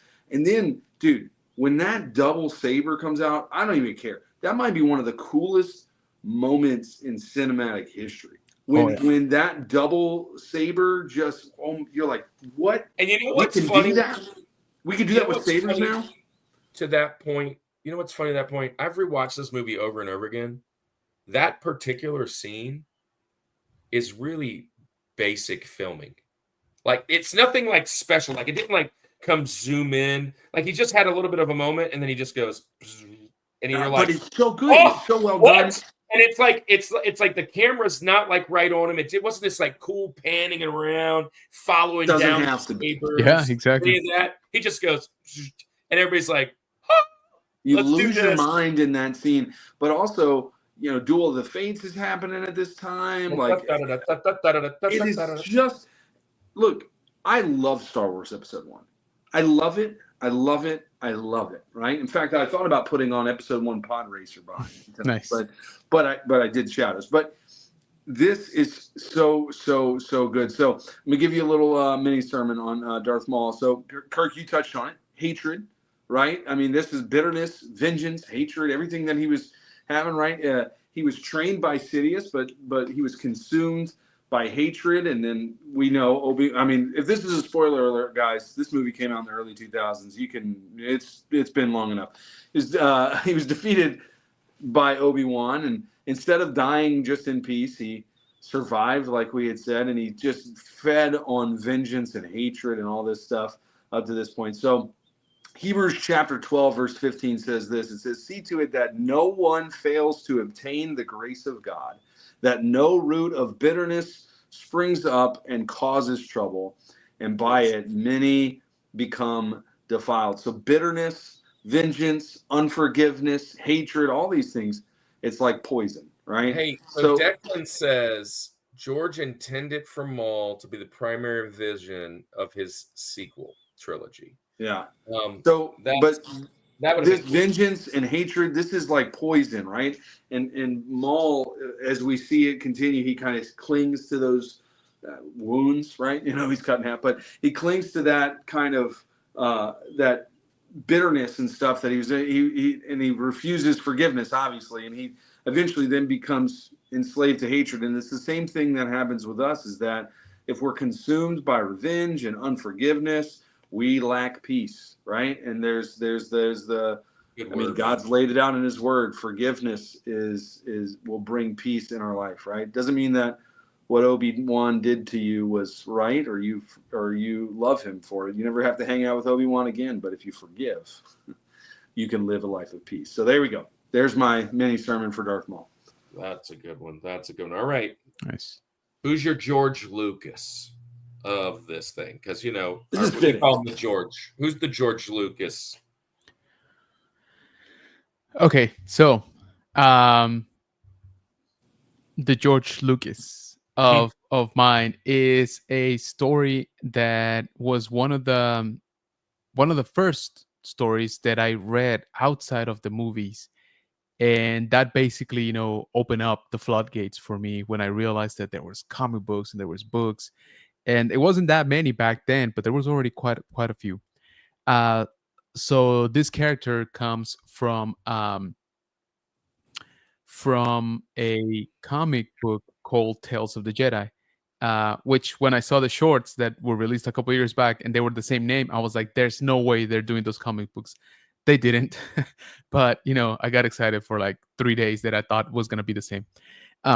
So this character is named Exar Kun. And Exar Kun gave us the invention of this little device that we've actually just spent the last like 15 minutes talking about, which is the double-bladed lightsaber. There you go. Both in story, right? Like within the Star Wars universe, he was the first one to have it, but also in our world, he was the first. That comic book came out in the mid-90s. He was the first character to have a double-bladed lightsaber, so that's where the idea kind of came from. Before, of course, we saw Darth Maul in theaters. So, it's a double whammy in terms of being the first with the double-bladed lightsaber. His story is very similar, of course, to what we've talked about. He was a Jedi, and he, was basically not content with how things were going, very much like Dooku. However, he actually had a run-in with a Sith spirit, and that was the first time that I heard about that. Of course, we all kind of know Jedi spirits, right? We know that the Jedi, some Jedi have the ability to present themselves after shedding, the mortal coil. But the Sith, they're not really meant to do that. So they have a very different way of doing it. They kind of attach themselves, to an object or to a place, right? They almost it's almost like they put themselves in a prison in order to not transcend. Sorry. And so that whole concept to me was new and was very interesting, of how the Sith, even in death, refused to give up their power. So Exar Kun actually comes into contact with an ancient, Sith Lord, even more ancient than him, because he's like 4,000 years, 3,000 years maybe before the movies. And he learns a lot of what the Sith were teaching, again, even thousands of years before him. And that's how he finds power. He leads a rebellion, of course, against the Jedi, etc., etc. But like I said, he was one of the first characters that I discovered in the now Legends. Back then, it was called the Expanded Universe, and that really just captivated his story. And that just showed what a sort of alternate version of Anakin could be, right? Again, very similar story in the overall, but at the same time, it had a lot of different elements to it. So I always gravitated towards him, and so he's my Georgie. So cool pick, number 19 on this powerful list. I brought the list. Oh, there you go. Nice. Number 19 on the powerful list says Exar Kun was introduced in the same Star Wars Legend comics as his master, an ancient Sith Lord who haunted the Massassi temples on Yavin 4. There you go. Which were used by the rebellion as seen in A New Hope. So, man, you're right on it, right? So, and then it goes on to talk more about him. But sure. He gets the number 19 nod. By the way, I mentioned Revan earlier. Revan is much higher than I remember. He's the 14 nod. And I was not as nice on the rating for your guy earlier, but gosh, where is he at? Nope. Yeah, here. Naga Sadao is actually top 5. Oh wow. He's number 5 on this list, and the first 4 are serious. Serious people. So you got, so really, this is a cool pick. I only know this name because in passing, I always am like, wait, that doesn't sound like a Sith name. It sounds more like a droid or like a, like Yeah. who's Exar Kun? I mean, what's that? That's a weird name. So I really haven't paid much attention to them. I love the whole idea of the comics. I wish I had a couple of the comics back in the day. Nothing like any like long story arc, just random here and there's. And I wish I had a few more. I love the run that they had with Darth Vader recently, over the last like 15 years. Me and my son were kind of reading some of those, but Nice. I need to get back into the comics side of Star Wars because I really do enjoy a lot of the comics. And we were talking about collectibles yesterday. There was a Star Wars collectible comic that I had on my list that potentially I was going to say, and it was the first Star Wars comic I had. Nice. But anyways, Exar Kun, I'm kind of new to it, so I appreciate you bringing him up. Nice. Yeah. Like I said, it's just one of those 90s. Declan said he had great dueling abilities, huh? Yeah. Yeah. So that's all he's really heard. Andy, I doubt. I mean, I'd be shocked. Did you know this guy? Well, you took my Benjamin. No, not at all. I didn't know this guy. No, I didn't. I mean, these are all cool. This is stuff that I would like to be into. It's almost like for me. So let me ask you. I'm gonna put you on the spot real quick. Kenobi. I'm gonna put you on the spot. Yeah. And it's sort of on the spot. So I am not a Marvel comic, and I know this is not Marvel, but I'm not in the MCU. Well, technically, fandom. it is a little bit of Marvel. Well, yeah, I guess. But I'm not big into the MCU stuff, and partly because I just haven't watched a lot of them. And now I'm at a point where if I were to get into the MCU, Right. the amount of time I would have to put in. So for someone who maybe isn't as deep into all of the Star Wars lore, the legends, what's canon, what's not, what are the things outside of the movies, the mainline movies that you think like, okay, if you're not going to do everything because you don't have time, you should definitely do this. So I'm going to be a little bit biased in my answer. My first go for it. pick is going to be Kenobi, right? Now, the show I'm talking about. No, I watched Kenobi. I did. Okay, I enjoyed it. No, so I've watched Mando. I've watched Andor. I've watched Ahsoka. I've watched all these shows on Disney Plus. Good. So that's a little bit, I guess, deeper than I'm. Yeah. A lot. But I will recommend the ones that I mentioned to you, those shorts. They're called Tales of. Now there's 3 different ones: Tales of the Jedi, Tales of the Empire, and Tales of the Bounty Hunters. I think is the latest one. That first one, that Tales of the Jedi, they're all good. Don't get me wrong; they're all actually really good. But that Tales of the Jedi, that first outing, it's 6 episodes. It's 2 stories, so three episodes per story, right? They're short, so like I said, they're like 8 to 10 minutes. I forget the exact runtime right now, but like the Dooku ones, man, they crammed so much stuff in there that I'm like, I don't know how they did it, right? And a lot of people dismiss them because they're animation, right? And a lot of people are like, animation is for kids. Not so much, right? Or not as automatically as people assume, right? Yeah. So I would, if you have, like I said, like half an hour, I would say sit down, watch those. I think you would enjoy them, especially by how you described, Count Dooku. Is that Disney? Is it streaming on Disney? Yeah, it's on Disney Plus. Yeah, Tales of the Jedi. Tales of the Jedi. Yeah. One thing that I've always enjoyed, and I'm a little bit, again, because of when I grew up, is there's a Clone Wars cartoon, and I do mean like hand-drawn cartoon, right? It's a 2D animation back from like 2003, 2004. They were short. Those were very short. Those were like 3 minutes, dude. All of them are also on Disney Plus.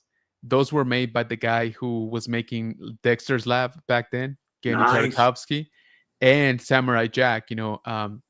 Same guy. So he made those for Cartoon Network again back then, right? And I still absolutely love those shorts or that mini series. It's got some insane action. It shows you, the clones fighting for the first time and the Jedi fighting alongside them. And this is like 5 to 6 years before we got the Clone Wars show that everybody knows, right? The long running one, 7 seasons, all that. I would love to tell you to go watch that, but let's be honest, that is a lot. That's a lot of episodes. Even Yeah. for me on a rewatch, I don't think I've rewatched every single thing, in like a big period of time. Like I'll go Yeah. back and I'll watch episodes here and there, right? But for me to sit down and be like, all right, episode 1, season 1, let's go. It's kind of tough. Some of those are not as entertaining as others, right? Yeah. But I do recommend that one. You bring up a good Star Wars point. There's a time where I wanted to sit down with my kid, Yeah. start at 1, and chronologically roll through it. Right. And here's my my reasoning. Most people, when I bring it up, are like, "No, you got to start the way they were filmed." And I'm like, for me, Yeah. if it's just me, sure. But if I start with A New Hope, Yeah. I'm ending Yeah. before the trash compactor. Right. Done. But if I can go through and start in the beginning and kind of roll through a couple cartoons and watch Rogue One and Solo and kind of do all, and then we get to New Hope, oh, we're gonna be hooked. Yeah. And when we got to the Clone Wars, I was like, okay, when are we done with this? When are we done with this? Yeah. So I that's what kind I'm of gonna say. fast forwarded to later, right? Like Yeah. I think it's like season 5 or 6 or something. It starts to like really pick back up Oh, yeah. again. And so we fast forwarded it in. And so yeah, it's kind of hard. Not that it's not great. It's really good. It's fun, but it is a long watch. It's a lot. I mean, Yeah. and I feel that. And again, that first season, man, that show, they went like all over the place. Like that. There was no real cohesion. Rustin says, "I'm still here selling fake doors." Nice. So Andy, you brought up a good point. In Kenobi, you brought up, like it's kind of hard to jump into something. Oh yeah. You want to jump in at a certain spot, maybe in the legend side or the comic side. Where would you go? Yeah. Actually, to be honest with you, some that I've enjoyed quite a bit are actually the Vader stories, and that's just because you see him between episode 3, right, and episode 4. Those Vaders are very different, and people don't quite realize that. At the end of episode 3, right, when all the Jedi have just been, through Order 66 and all that, Vader is still very much in doubt, right, that he did the right thing. He's still shaken up about Padme, all of that stuff. And in the comic books, you get to see him kind of being put through the ringer by the Emperor, because the Emperor senses that, right? He's like, no, this dude is not fully committed, right, as I need him to be. And so he gives him all kinds of trials. He gives him that castle in Mustafar. Right. There's that that castle used to be from an ancient Sith Lord, of course. And he tried to, open up a portal to like the afterlife, right? And he failed. But then Vader gets obsessed with trying to do the same. There's just a lot of stories there. Is that so? That I've read parts of this. This is the one I'm talking about, I believe. But because it was really good. Somebody recommended it to me, and I think I just got 1 or 2 here and there. I don't have the whole series, but is that also the same one? If you go back to the beginnings of it, that shows like the projection back on how he was born or how he was conceived. Is that the same comic? I forget if that was the same comic. There are some comic books that do show it, but I forget it if shows it's like the same run. Sidious behind her and kind of doing the whole deal. Well, is that the same one? That image, yes, that was in this run. That was one of his visions when he started poking at that portal to the afterlife. But yes, he sees a lot of stuff, so right? I actually read, I think that one then. So nice. Yeah. And also, again, I'm all for going out there and buying the comic books, but again, if you don't have the time, it's a long run by this point. It's been going on for a few years. There's some great summary videos right out there on YouTube. You just kind of want to catch like the highlights, and try and see if you would be interested. There's obviously content creators that just focus on that. Man. That's some good stuff. All right, so we're at the George though. Number 1, the George Lucas. My turn, and I mean seriously, I can't believe we haven't said him yet, but yeah, because he's the best. But Lord Vader, man, Lord Vader is the George. Coming from, listen, Anakin was cool. I liked Anakin, even the little bratty kid, and then seeing him kind of fall apart. But you brought it up, and thanks for talking about the little bit of the comic book that I read, and then seeing him in Rogue One. Yeah.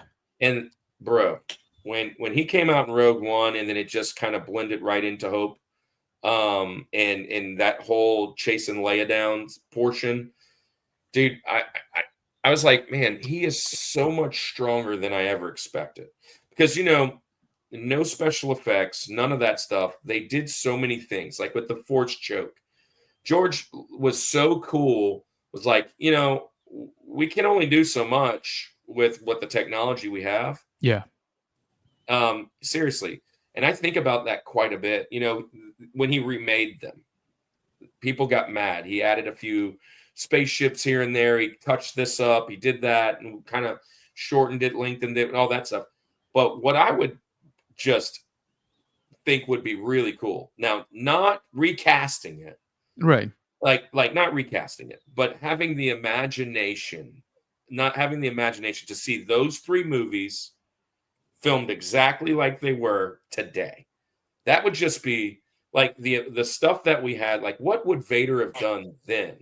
Because they kind of started to show that going backwards through books and seeing his art in obviously that really awesome scene where he's trying to come on and Leia's thing and everything. I mean, even like in Mandalorian, Yep. when you see Luke, right? It's kind of the same idea.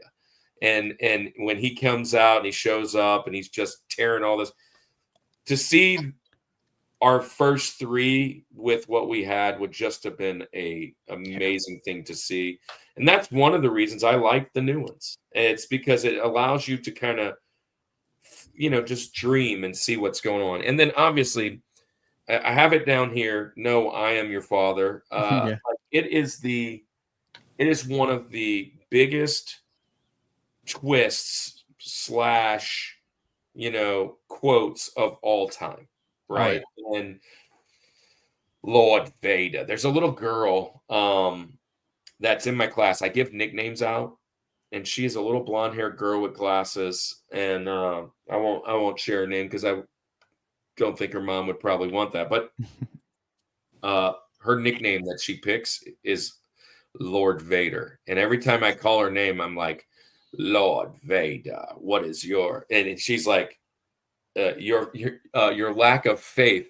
It's how she almost starts everything. Your lack of faith in me knowing this answer, Mr. P. And she's just, anyways, but she's in 4th grade, 5th grade, and it's so cool to see it just kind of going. Darth Vader. And Andy, if you don't hit the button this time, we're fighting. We're just fighting. Well, it means for us to be this boring, Andy, because we aren't normally this boring. I love that I showed up tonight, but I didn't have to because Kirk gave you my list basically, right? So, but I am glad to hang out. I had Dooku at like 5 or 6 too. Yeah, so. There you go. There you go. Dooku's normally number 2. Anyway, no. I don't know why. That's just what I thought. And that needs to be a clip. There you go. Yeah, I'm going Vader too. He is. Listen, let's just look at this from a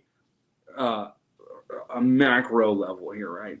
If we're just saying movie villains of all time, if we're just saying villains of all time, if he is not in your top 5, do it over again. Well, I'll give think about it.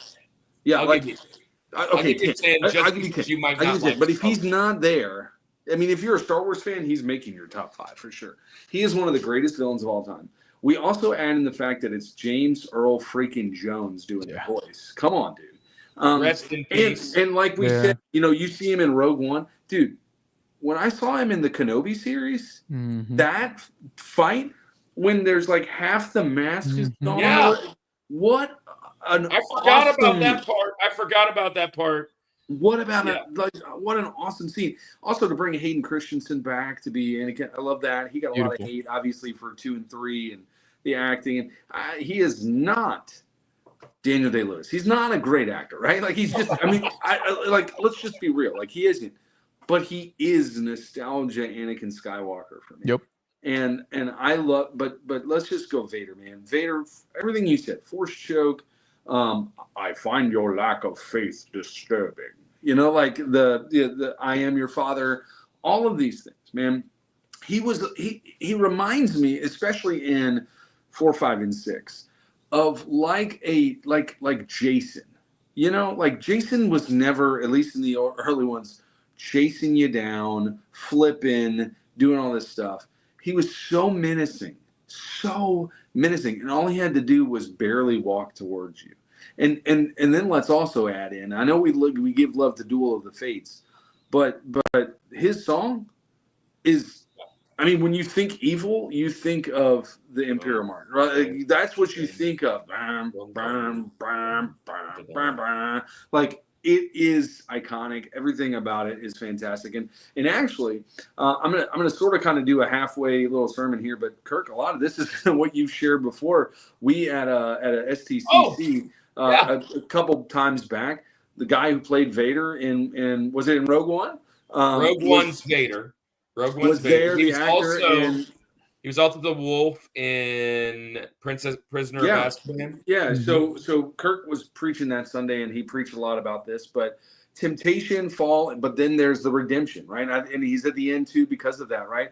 So Anakin, we all know he kind of was the chosen one. He was full of promise, but he had a fear of loss and really a desire for control that You're the chosen one. brought back. Yeah, you're supposed to restore balance to the Force. But it opened him to temptation. And then Sidious comes in, and obviously he exploits all of this. He's got this weakness and all this stuff.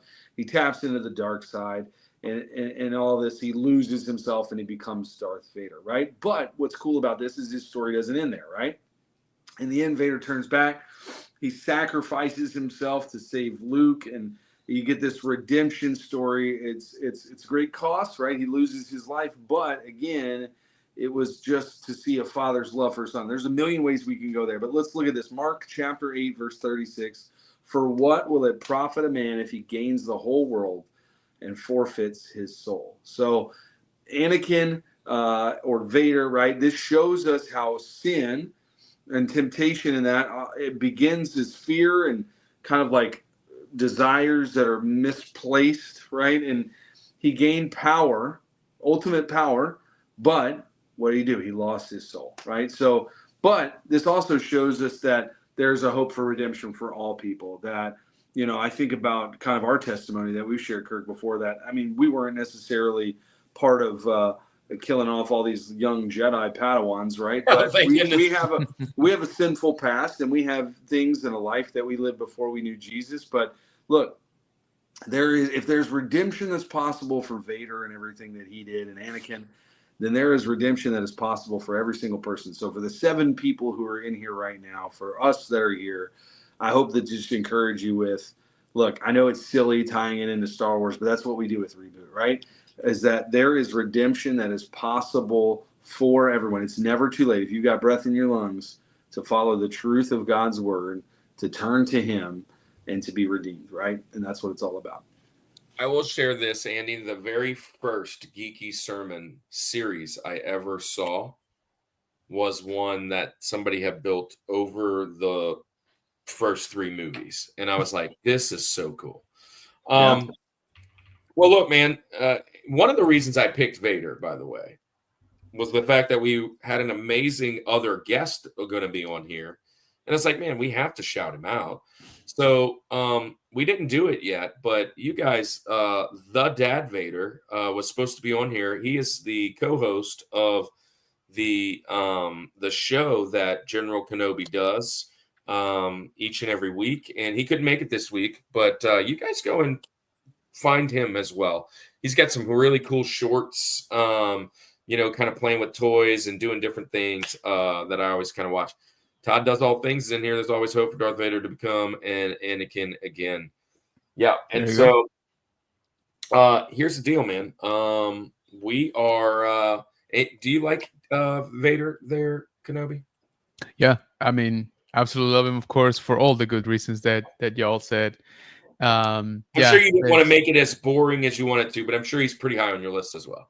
yeah, absolutely. And again, especially when we, focus on like movies only, um, I mean, it's kind of hard to beat, right? I mean, you got to go with Vader.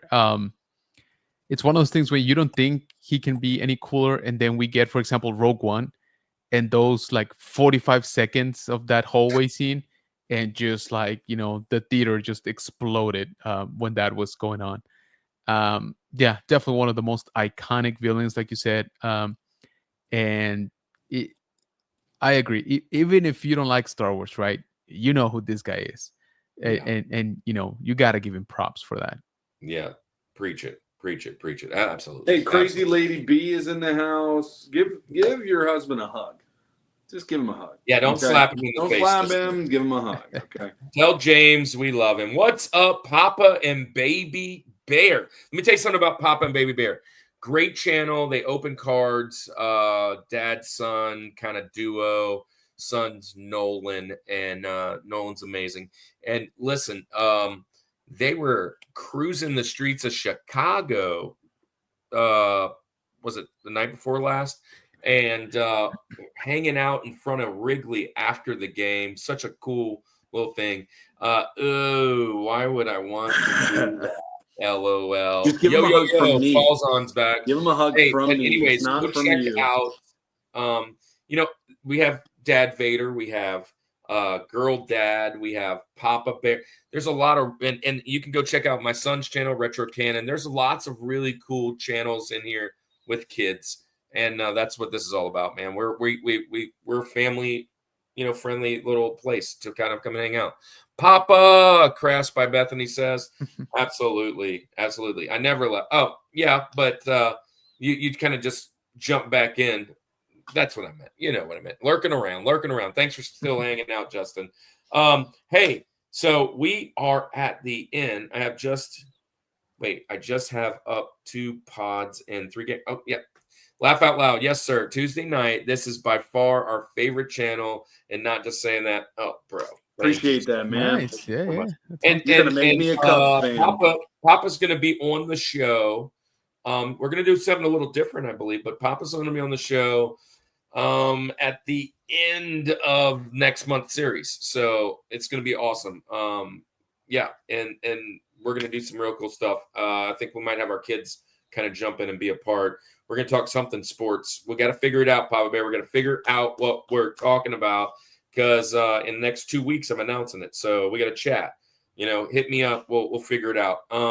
Hey, so let's finish this thing up, man. We're right at 2 hours, and it's time. I have ADHD, and I worked in a restaurant. I can differentiate chaos as well. Gotcha, man. So look, here's our second part of the show, Justin. You've never seen it, and we're glad it hasn't been kicked off the internet yet because it's our favorite part of the night. That means we have some more things to tell you about. Let's do All About the Benjamins.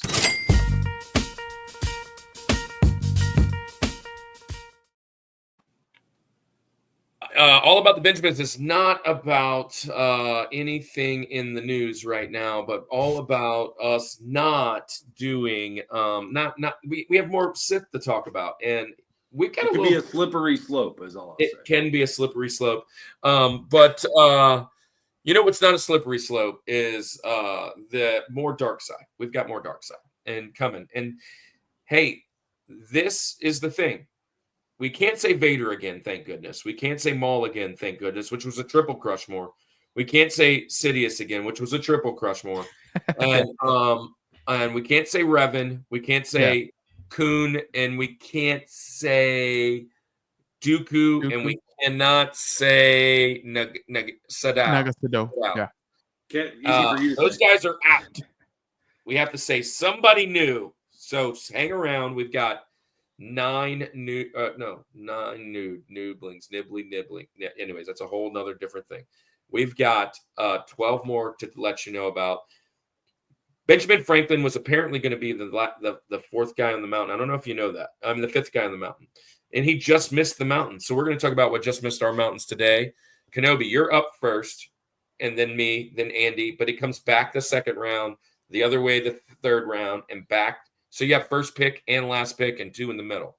So whatever you say means we can't say it. So if there's somebody out there that's big and you want to draft him, you better draft him now because you don't pick for another 5 picks or so. Yeah.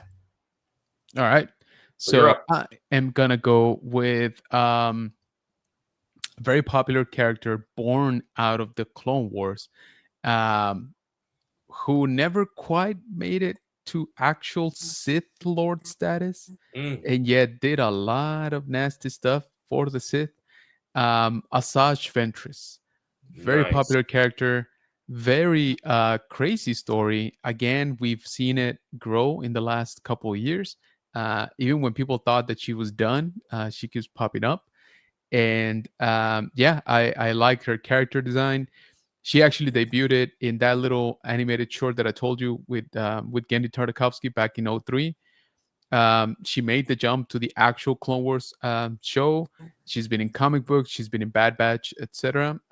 We've still yet to see her in live action, which I'm hopeful it does happen at some point. But again, it's just one of those characters that had a lot of pain, like one of those that what we talked about here, it resonates with you and you're like, yeah, I see why, why you would go that way.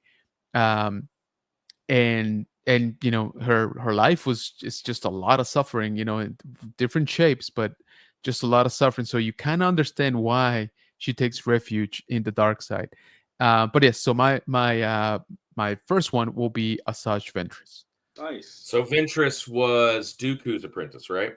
Correct. Yet never his formal apprentice. That's the thing.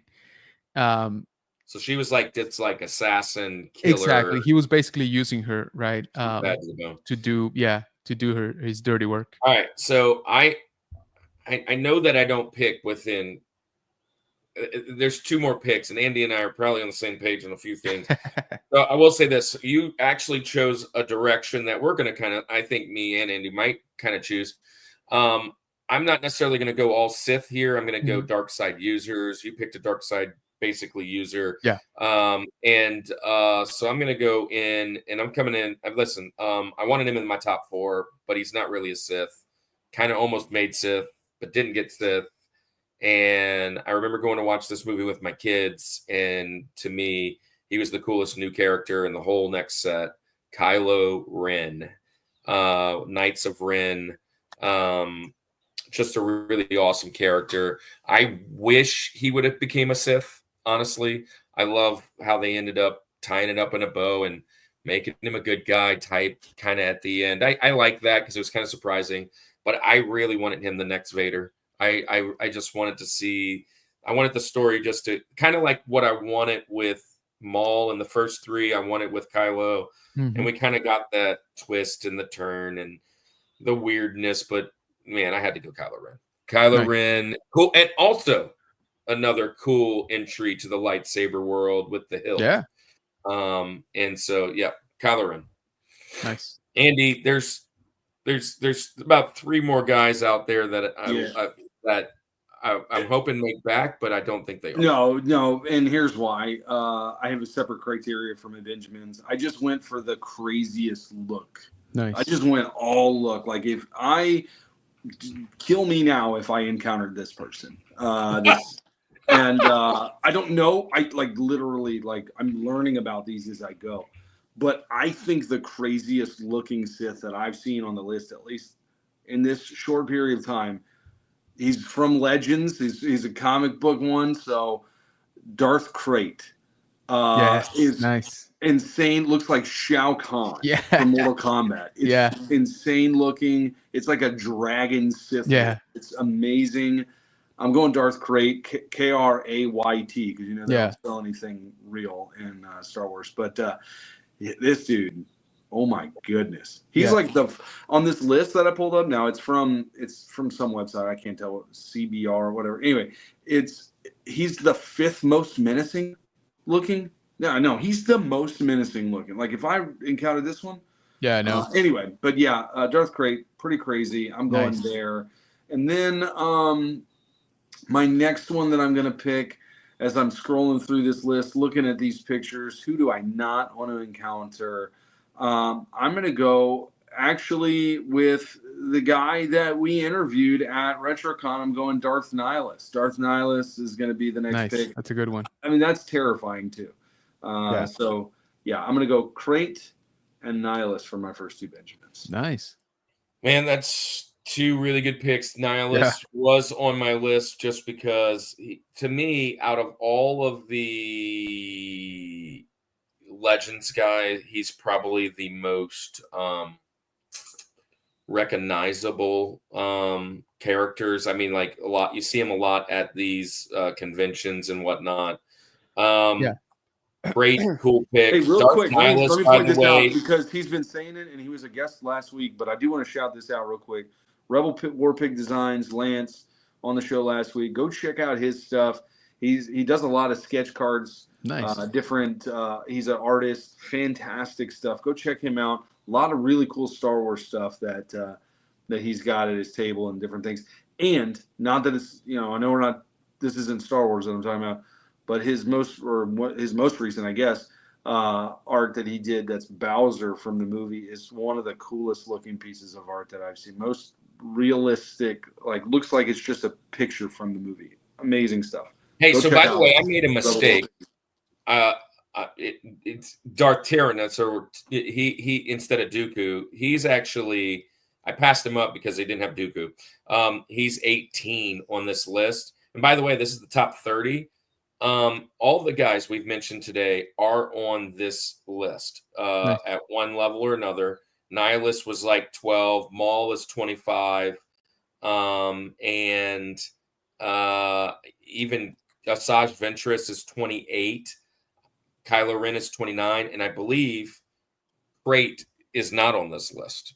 But my guy isn't on this list either. And man, he's just really cool. I wish I had more of him. He's a lot in the cartoons, but I'm going with Grievous. As he loves stealing those lightsabers.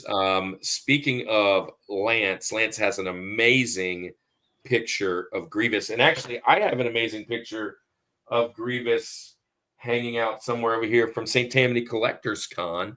That was one of the pictures, was Grievous. But yeah, I'm gonna go Grievous, General. And bonus points. Hello there. There we go. That's where we get it, right? Exactly. There you go. I just never understood why a robot now at the time has asthma. Like that was Well, like, what, well, I mean, he's was an dumb. alien inside there. I get that after the fact, but it was like, Well, one of my what? favorites. So honestly, you could probably talk on this quite a bit, Kenobi.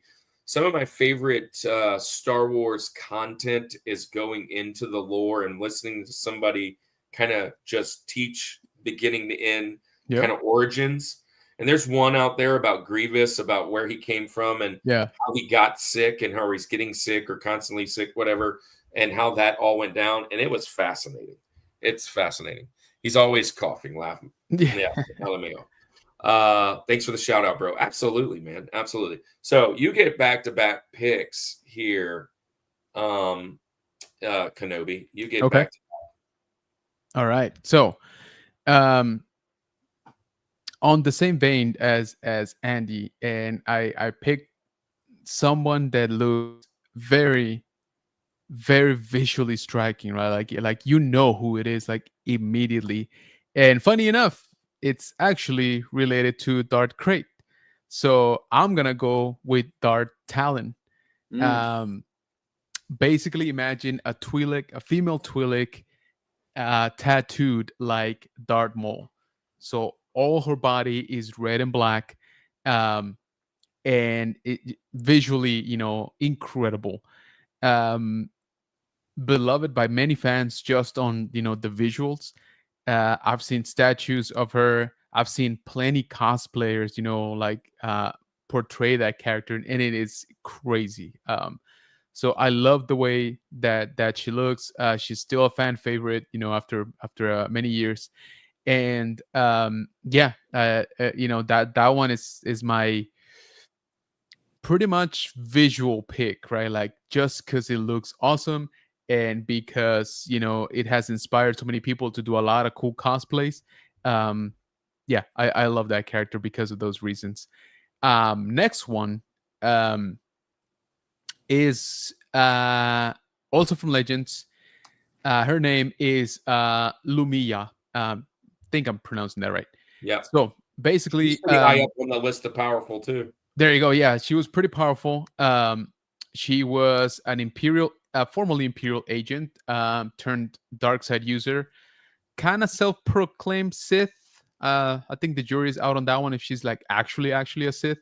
But still, a couple of cool things about her is that she was the first one to use a lightsaber whip, or a light whip, kind of like the one we saw in Acolyte, right? With Vernestra Rowe. But Lumiya, again, kind of had it first. And another cool thing why I like her is she actually turned Leia's and Han Solo's son, Jason, back then, into the dark side, right? He turned into Darth Caedus, I believe that was his name, his Sith name. So He's she also had, high up there. yeah, and he ended up being very, very powerful, right? Again, kind of like the daughter of Leia, like the son of Leia, right? You would think, and of course that character kind of morphed a little bit into what we know as Kylo Ren today, right? There's some elements of that like in there, but yeah. So Lumiya is my what is it? Second to last pick, is that right? So yeah, you get one. Yep, you're gonna get one more later. Okay. You get one more pick. So Nice. me and Andy both have 2 picks left. So I'm gonna go off the beaten path a little bit, kind of jump into Legends a little bit. Was talking to Andy about this guy earlier today. This guy looks the most metal out of all these guys. He is the author of the whole Order of Two. I'm going with Darth Bane. Nice. I mean, he looks like he needs to be in like Disturbed or something. He's like a part of He Slipknot. looks like David Draymond. That's He's got like the crow makeup on his eyebrows. He just looks like he needs to be in a band. Yeah. Right.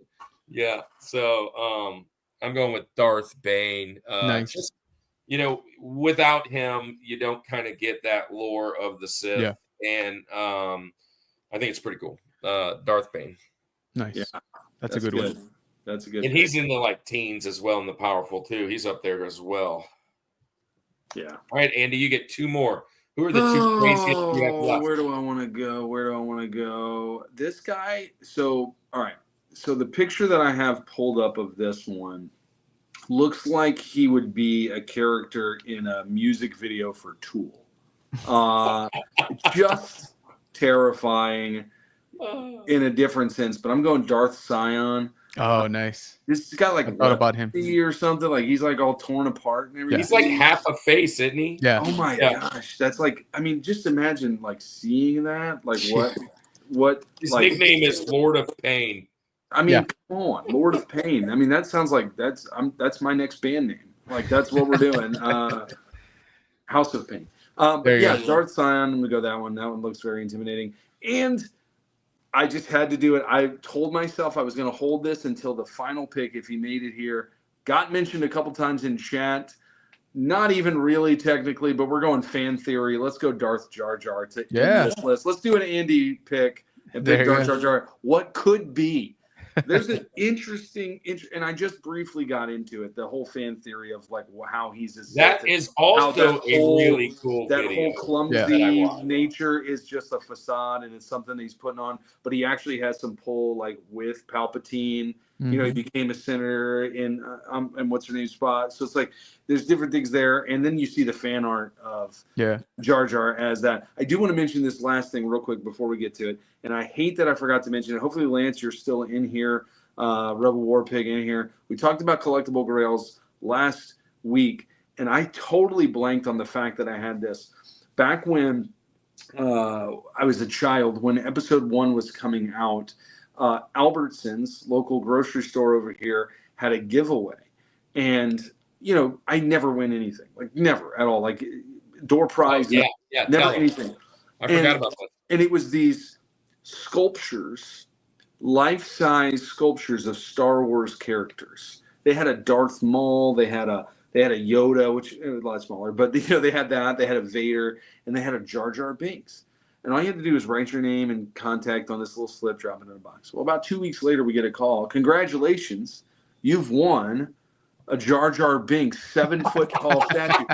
I had this my whole childhood growing up. It was just in our room, a giant one. I wish I would have taken care of it, because after last week's show, I was like, dang it, I slipped on that. Let me go check eBay. $4,500 it's going for on eBay right now. The exact same one that I had. Dude, this thing, if I would have it today, it's literally going to be my backdrop. I remember we had Mardi Gras parades in our neighborhood. I think you should buy it. You're right. Yeah, exactly. We had Mardi Gras parades in my neighborhood, and we had a trailer, and we would just put Jar Jar Binks on it. Like, he had his arms like this, and you hang the beads on it. Like, that's where you get it. We were like the coolest. Like, what was he made of?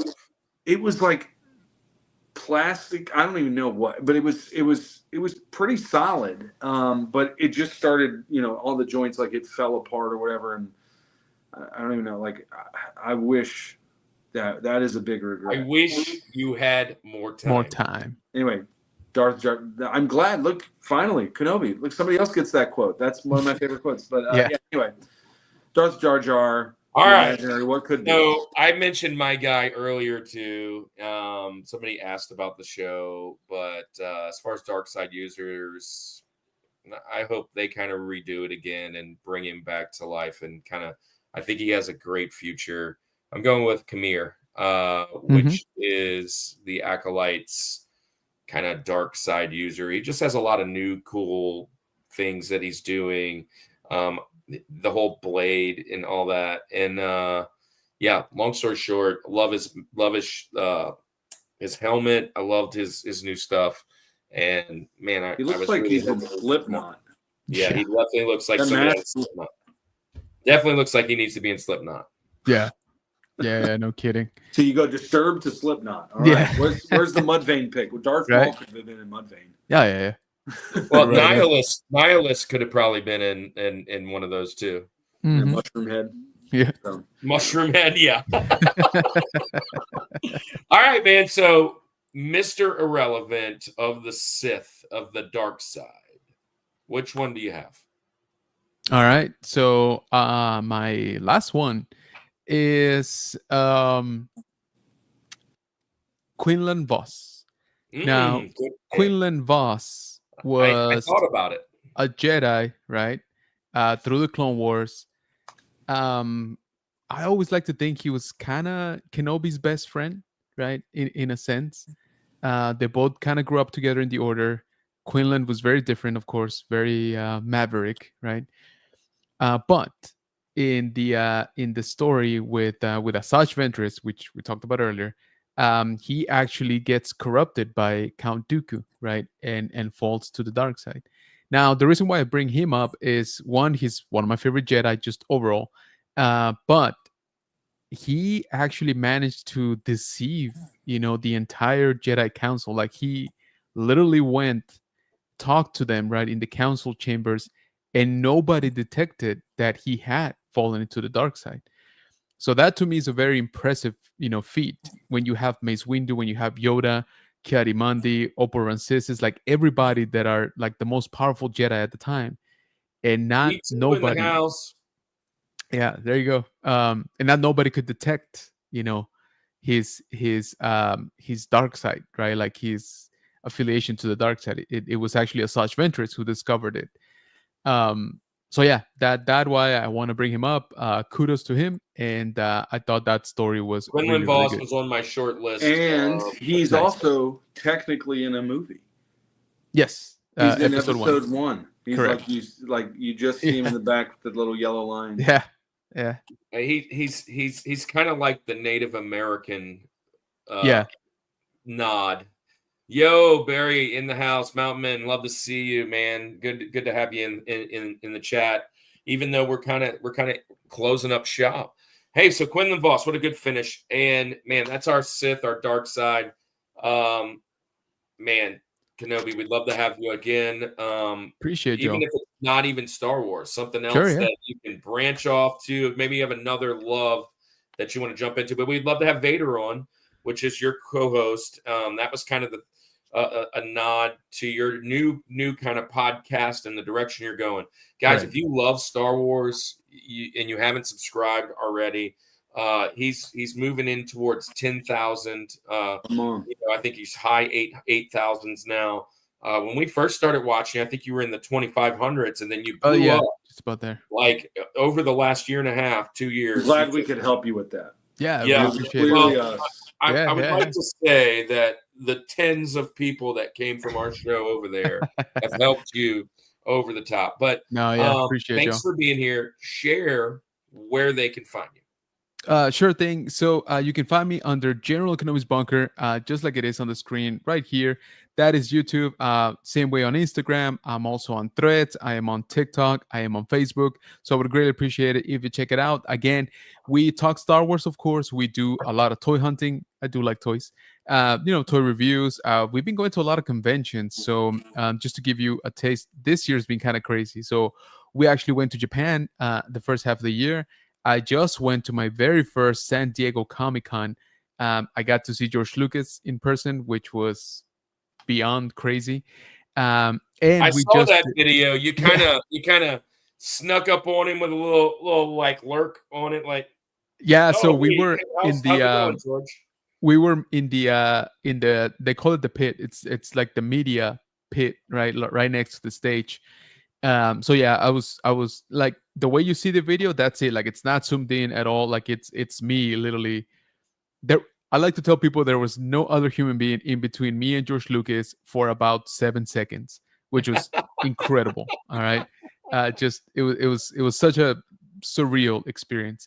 So yeah, and we just did Rebels Comic-Con over in Dallas a couple weeks back. So again, I would really appreciate it if you check us out, General Kenobi's Bunker, basically under that name all over social media. Hey, so for people that don't know Rebel Scum Con, tell them a little bit about that, because I know you're you're like really helping out with all that now and doing. Listening to your last podcast, you had like 50 people on it. People wanting to get in. Yeah, it was Y'all crazy. talked a lot about it. Tell some people about Rebel Scum, what that's about. Yeah, absolutely. So, first of all, it is a purely Star Wars show. It's a Star Wars convention. It happens here in Texas, in the Dallas-Fort Worth area. This year was in Frisco, Texas.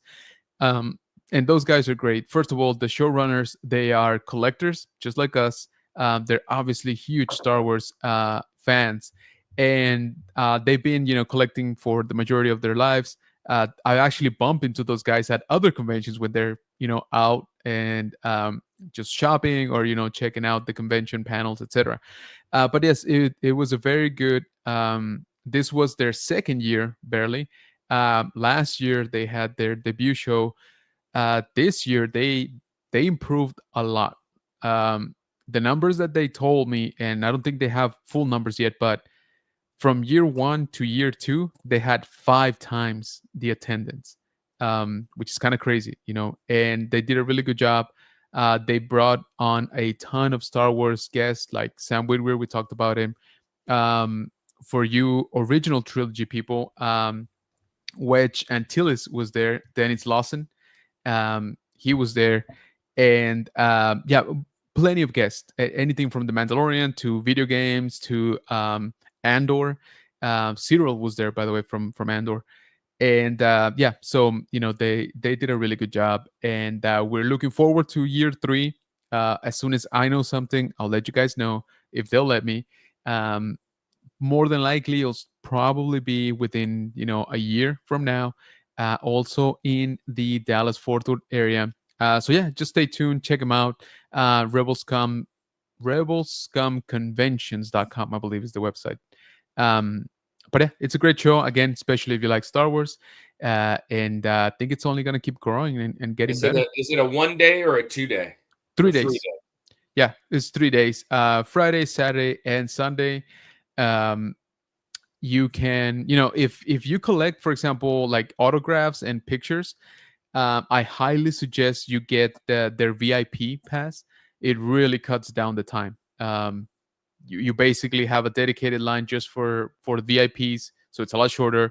They go through it faster. You get more time with the guests and stuff like that. So if like your jam is like I said, just meeting the guests, like having an autograph or a picture with them, I would highly suggest you consider their VIP pass. But yeah, they got a lot of panels this year also, plenty of panels. They had plenty of stores, sellers there on the con floor. Yeah, it was a pretty good show. Well, look, we have someone new in the chat. Welcome, Tyler Raymond Silva. Welcome on in, man. We're kind of just ending up, but man, thanks for coming on in. We call everybody the Summit Squad here, and our show happens every Thursday. So this is for you.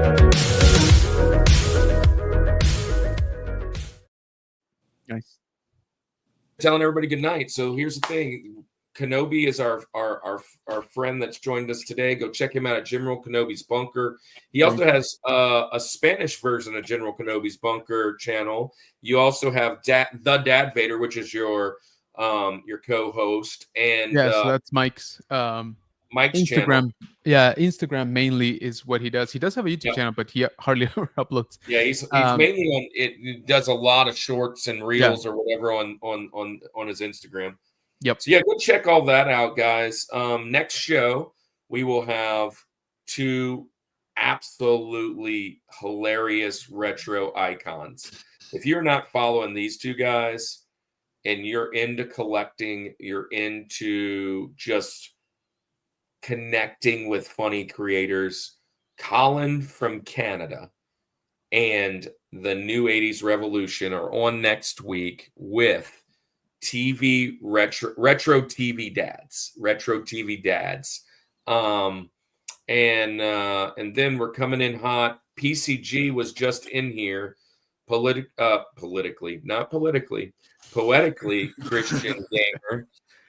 Christian gamer, and he's going to help us along with David, who was in here.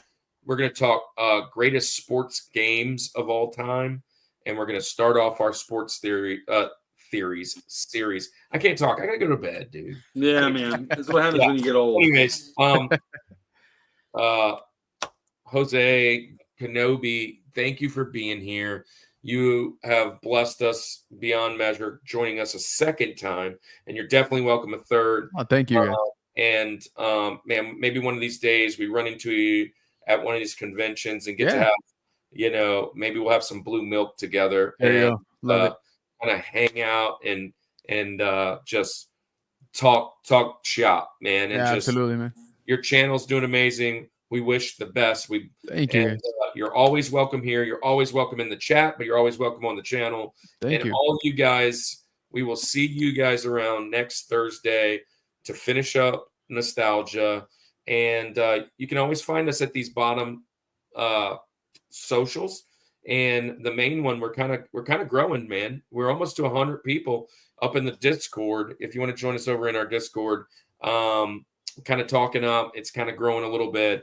But IG, our IG is pretty happening, and we're almost to 1,500 subs. Thank you guys for being so amazing. Thank you to Bryce for all the memberships today. Thank you for all the friends hanging out. We love all you guys. Andy, it's time to tell the droids good night. Let's say goodnight. This is the podcast you're looking for. No. I don't know why I did that. Anyway, let's say goodnight like we always do. This is the Rushmore Show where it's all about top 4. And nothing more. That sounded like Fat Boy.